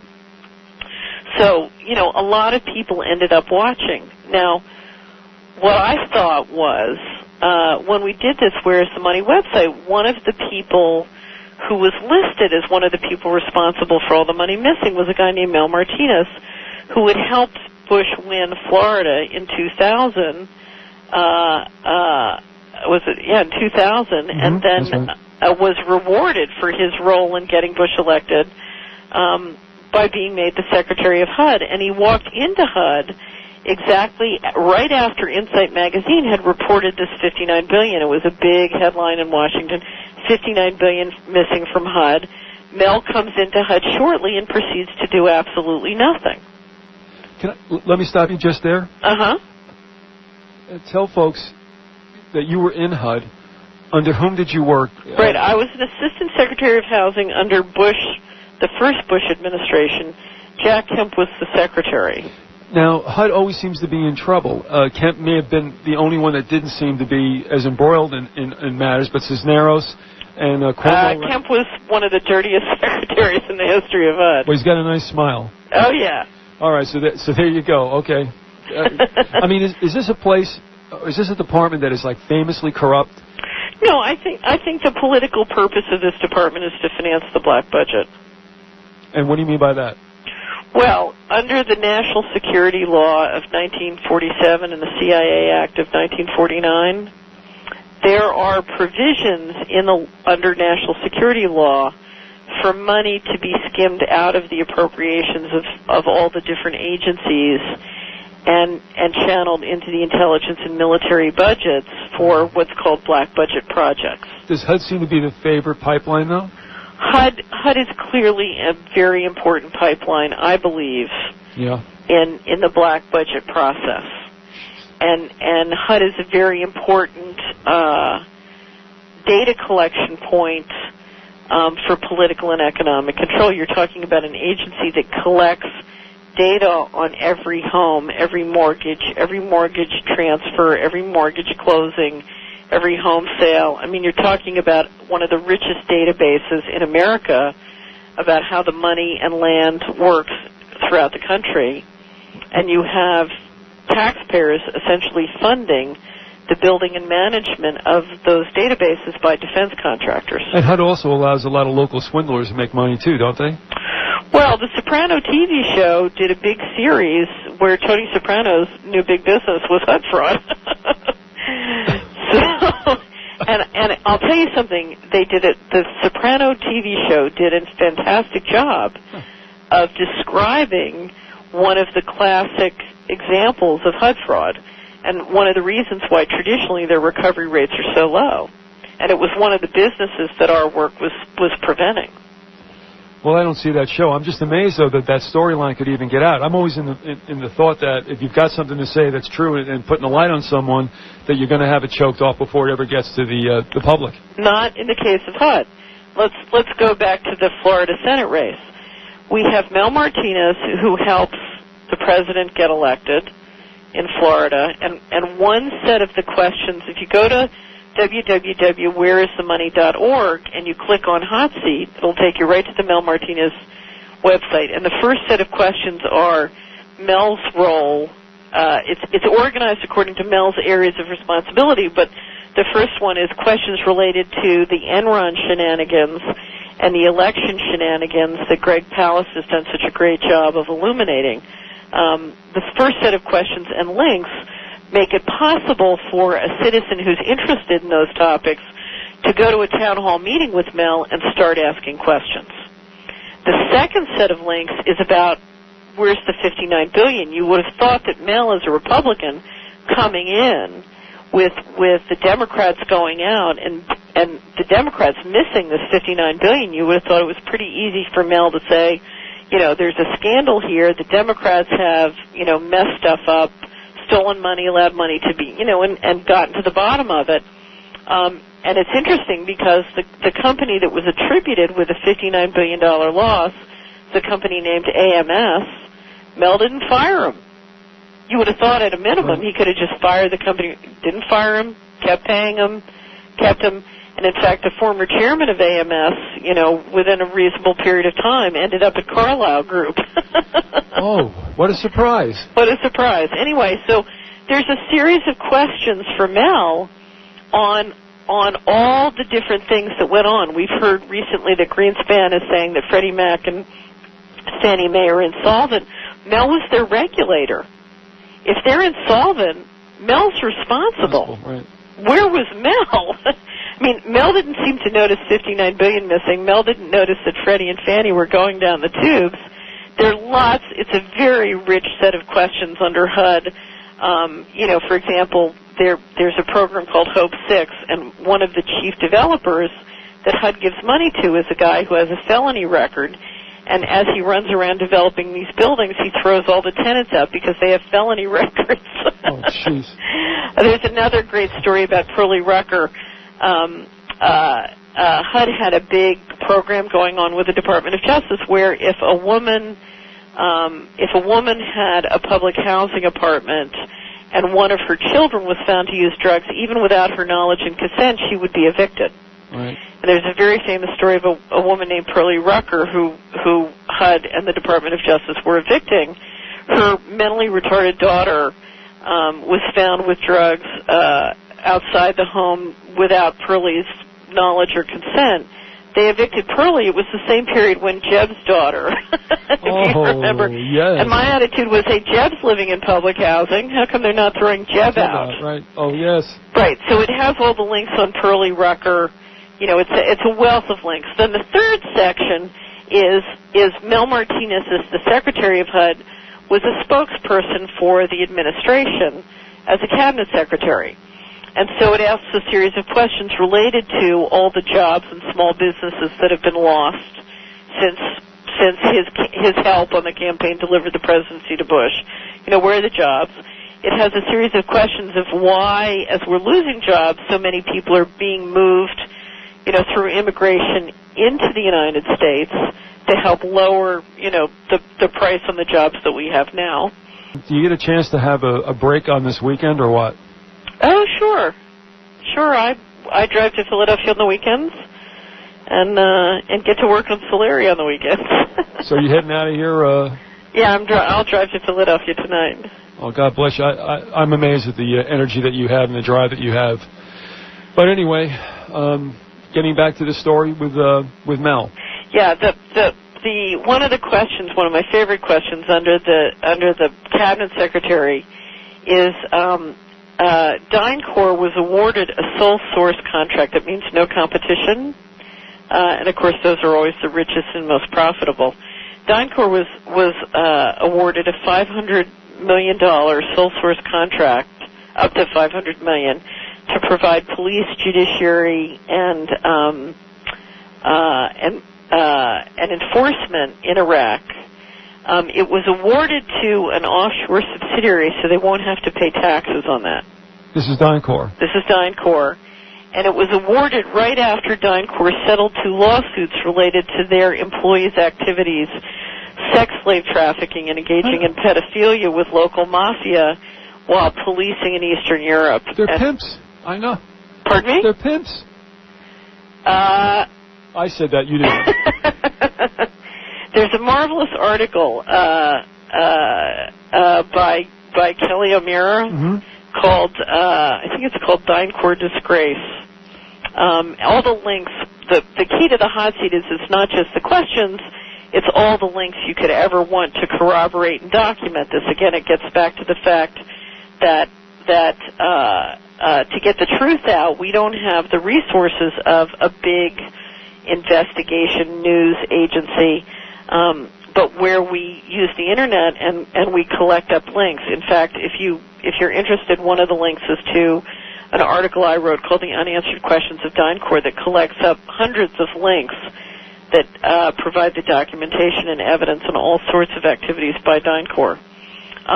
But so anyway, so one of the questions I can, and this is for the listeners who like to go to town hall meetings and ask questions, but show up and ask Mel, why someone who's paying money to quiet off lawsuits against them for sex slave trafficking, is a contractor at his agency and is getting $500 million sole source contracts to provide police. I mean, remember, this is the job, this is the person who brings the rule of law. Right. And so why is somebody who's engaged in this being given sole source contracts? So, that's a great question to show up at a town hall meeting and ask. Anyway, so that's the third set of questions. The fourth set of questions relate to things on his campaign. One of the most important issues after jobs is Mel's candidacy teeing us up to invade Cuba? I mean, you don't have to be a rocket scientist to look at a map and know that we just invaded Haiti. Well, Haiti's between the Dominican Republic and Cuba. Now that we've locked control down of Haiti, is Cuba next? Because, let's face it, we have 2 candidates who are both Skull and Bones. If you read, that's right. If you read Kevin Phillips' book, you know that Skull and Bones is, the pirates want their Pirates Haven back. It's pretty simple. They want Cuba back. I suspect so. It's interesting because we had, speaking at the university for which I work, the outgoing mayor, Greco, from Tampa. And I don't know what that speech was supposed to be about, but he went on this, screed about trading with Cuba. So I'm wondering, on one hand, if, is there a lot of things going on here? If they're thinking up north here that maybe we should open trade, and that perhaps another faction thinks we should take it over, might we have a split here in ideology toward Cuba? I don't know. If you do a search on Google and for Mel Martinez and you click on images, and I'd like to point out, if you do a search on Mel Martinez campaign or Mel Martinez Senate, the number 1 site you'll get is the Mel Martinez hot site, and Mel Martinez official campaign website is number 2. Beautiful. Well, if Solari's going to succeed, we need to have the rule of law. And the way you have the rule of law is illumination. In other words, the hot seat asks Mel questions and provides links. And it leaves it to the reader to decide what's going on. But what the hot seat can do is make it possible for the least informed citizen to relatively quickly access all the information they need to walk into a town hall meeting and hold Mel responsible for the real deal. I have to say also that, it is very replete with the information. I mean, you have an awful lot of links on that particular site, whereisthemoney.org.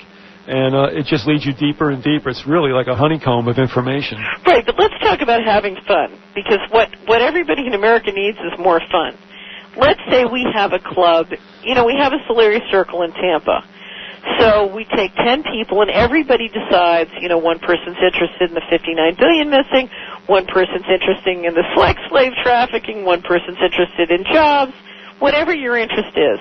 So we break it up, and each person reads, that portion of the hot seat, and then Mel's in town for his next town hall meeting, and the 10 people go, and we're 10 different people, and we got 10 different questions, but we've got the ammunition we need to really ask Mel the questions and hold him accountable to give a real answer. Pardon me for being ignorant about this, but in these town hall meetings, don't they screen the questions before they...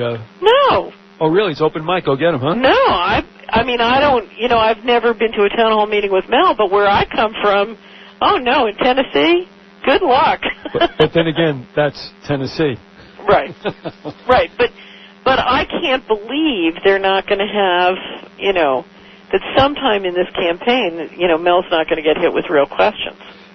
I wonder if, though, it's going to form along partisan lines like it did with Katherine Harris, who also helped Shrub to quite a degree, and it looks like she was rewarded, of course, with a seat in Congress.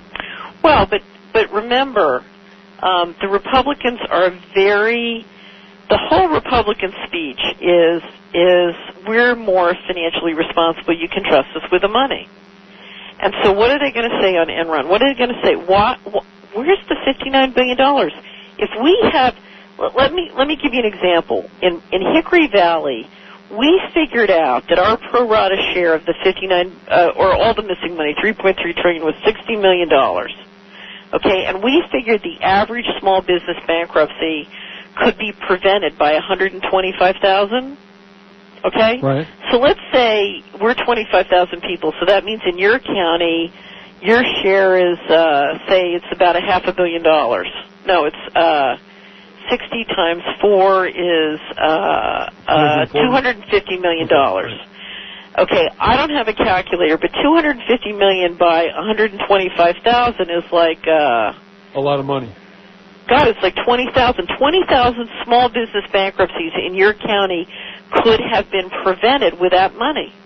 Right. Okay, you would have, if you just count up all the missing money from the federal government, that could have prevented almost every small business, all your small business bankruptcies, and all your individual bankruptcies. It could have paid off the debt on all of them. So why? I mean, what I keep telling people is, this money is very, very relevant to you because your deficit. I go back to the statistics I was quoting. If people are short $5,000 a year per household, if you look at the statistics on taxes, that's about how much we're paying in terms of total taxes, Social Security taxes per household. So essentially every year we're missing $5,000, but we're paying $5,000 to the federal government, and that money is then going missing out the back door. In all this, who's the policeman over this? Is it the inspectors general? Well, if you go to whereisthemoney.org, under who, there's a list of all the responsible officials for the agency. So it's the people at the White House, the people in Congress, the people at the agencies, including the inspector generals, and you can see a list of all those people. Who's responsible for this. Well, I see this quote in response by Gaffney. It almost seems like they made the pronouncement, but then nothing else happens. Right. And you know why? Because there's no, the only way something's going to happen is if people go to town hall meetings and say, "Hey, Mel, where's the $59 billion? I want it back." That's going to be a great catchphrase. "Hey, Mel, where's the money?" Where's the money? Where's the money? That money, if that was returned, you shouldn't have any small business bankruptcies this year. Do you see what I mean? That money's real. It's our money. Well, I really am going to have to watch this to see how much I can get out of what's going on down south where he's running. Is there any way that you can inspire some people to go ask him, where's the money, Mel? Well, he's running out of Miami, isn't he? He's based in a law firm in Orlando. He just went on the board of Lazy Boys in Miami. I have to check that out because he's not in our district and I'm not thinking about it, but I'll have to take a look at that. Well, but he's running for Senate on your... Yeah, that's true. That's right. This is a statewide race, and the primary is in August. It was great to do the show. I really appreciate it. God bless you. Honest to goodness, that is some kind of energy. Yeah, it's true. He's running for Senate, so districts don't matter. And not being a Republican or a Democrat, I kind of don't, watch all that closely. However... Yeah, but this is a chance to have some fun. That's right. Mel, where's the money, Mel, where's the money, Mel? Such a deal. I'm sure their website has an email. Email Mel. Where's the money? Go to the meeting. Have some fun. All right, I'll have the black copters over my house tomorrow. I know it. But it's worth it. It's worth it. But let me ask you this, too, as an aside. However you want to answer this, viscerally, I hope. I have to tell you for myself, when you get into the federal sector, and especially when you get near presidents, to me, Republicans and Democrats really are stage show for us. And it's our feeling that really the things get taken care of in the Council on Foreign Relations. Do you want to respond to that? Well, it's funny. When after I left the administration, one of the boards I was on, the chairman of the board took me aside and he said, "You have to join the Council on Foreign Relations." He gives me the little membership book and he said, "It's time." And I said, Sam, I really just don't feel like it. He said, "You have to. If you don't do this, you're out forever." Yeah, it's a career maker, too. And I thought, it was funny because I thought, is Sam a conspiracy theorist? What is this? I think, here's what I think. I think there's a lot of people in the council, and most of them I think are clueless as to what's really going on. But I think the top leadership is, what I found is within the government, it's the National Security Council, and then around the New York Fed, it's the Council on Foreign Relations, but there is a governance process of the black budget money through the Exchange Stabilization Fund at the New York Fed on behalf of the Secretary of Treasury and the President. And I think you have outside, around the New York Fed, you have the Council on Foreign Relations, and then inside the government, you have the National Security Council, and then implementing for them is a whole group of law firms who work behind the protection of attorney-client privilege. And I think that more or less, in a very organic way, that is a very significant governance process for the management, a lot of that money and credit. So I think the executive committee and the senior hierarchy within the Council on Foreign Relations is extremely influential in a lot of key policies. Well, not that you want to go down this road, but as we've said before on this show, I find it interesting as much as you see partisan bickering taking place on the Hill and such, that some of these characters are in the Council of Foreign Relations and probably getting things done just as they wish. And when you think of all the politicians that are in there, and also members of the media such as Rather and Brokaw, I think it makes a very curious mix with regard to what they're deciding and upon whom that devolves. What do you think about that? Well, what I discovered after I was targeted, I started to have members of the Council on Foreign Relations, call me up, take me out to lunch, drop by, and have all sorts of, sort of words of wisdom as to what I should do. And what I discovered was all these really smart, creative, talented people who I thought were their own people, they were acting, they were not acting intelligently because they were simply following orders. Somebody had said, do this, or someone had said, here's what's going on, and they believed it when it was clearly not true. So what I found was, they were swarming a little bit more like I don't know how to describe it, a crowd that wasn't thinking. It was more like a lynch mob kind of behavior, in a very much more elegant, upscale way, and there was much more follow the leader kind of behavior going on than I suspected. So. I think what you've got is you've got a group of people who believe that if they just do what they're told, they'll make money and rise. And that's unfortunate because they've lost the ability to have a good mirror. You've got a system that's not transparent and it's not being held accountable. And I hate to say it, I think they're going off the cliff. And who are they? Who are they? Well, that's the question. Who's in charge? And I can't tell you that I know the answer to that.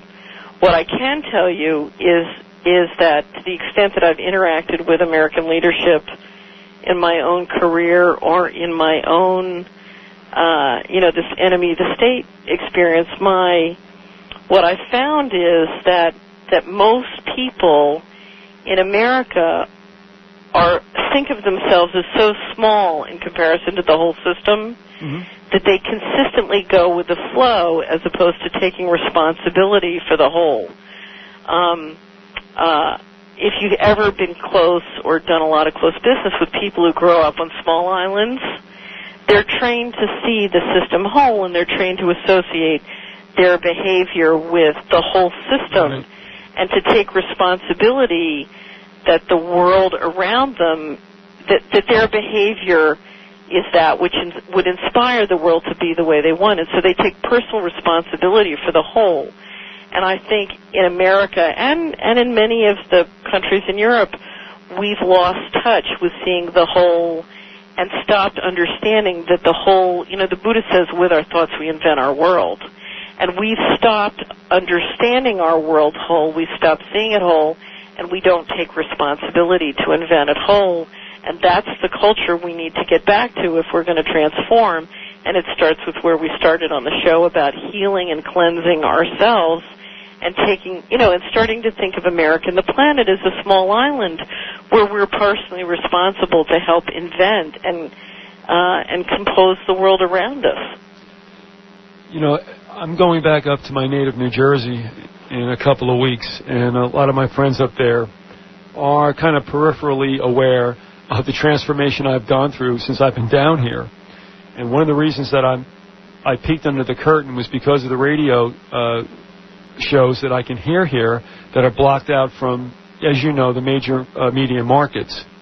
But when I do talk to them, and I was thinking about this as you were talking about the hope that there is in community and such, when I tell them what is going on and that they need to react, it's almost like I get this deer in the headlights look, and then eventually what I get is, well, what are you going to do about it anyway? Well, because you need to break it down. You need to do things in a way that are safe and energizing for an individual person in the day-to-day flow of their life. And that's why I always get back to prayer. And just before we close, at the Solari Action Network is a prayer for the power of pennies. I sent it to you yesterday. Okay. Yep. And one thing that everybody can do is pray. Okay? And one of the things the prayer for the power of pennies is about, and I've published it, I have a column in Scoop Media, and so a prayer for the power of penny is also up at Scoop Media if you want to find it there. Right. It's about remembering that billions of dollars breaks down into pennies. And pennies, when they act in accordance and in unity with the laws of God, can shift billions. And so you only may have, I have my pennies, you have your pennies, but that's an honest vote, and we can vote our pennies. Well, it also goes with the idea also that it's one step at a time, and you can make a difference, one person, but right. You have to go out and make a difference. And you can't be worried about your success rate. I do what I can do because I cannot sit back and watch this any longer and live without, daily agita. Right, but I believe, I go back. If we can face it, God can fix it. This problem belongs to God, yes, and my problem is to do the piece He asks me to do. And so I just worry about, as far as I'm concerned, I have a boss, I have a governor, he governs, and I just say, okay, boss, what do I do today to make you happy? I do my part, I pray about the rest. My intention is we transform, we turn it around. But I only get one vote. There's 6 billion people on this planet. I only get one vote, and that's as it should be. I shouldn't have dictatorial vote to vote, for 6 billion other people. We have to compose and invent this together. So, you do grounding when you talk about this is the Lord's battle as well. And I'm thinking to myself, so when I go back up to Jersey, it's probably not a good idea to grab them by the back of the neck and stick their head down a rabbit hole. No. In other words, listen, I'm a woman, okay? I like to incentivize people with positive incentives. Okay. Okay, so we need to think in terms of what can a person do that is... I drive a lot. I drive from Tennessee to Washington. I can pray while I'm driving. I can pray while I clean house. I can pray while I'm in the shower. Okay? Right. So I can do that. I can transact. A couple years ago, I shifted all my money out of, big banks, big companies into small and local, can I tell you the quality of my life improved in ways I cannot describe. I am so much happier. First of all, I get much better banking services and much better services. But I buy and shop with people I love and trust. It's wonderful. There's something magical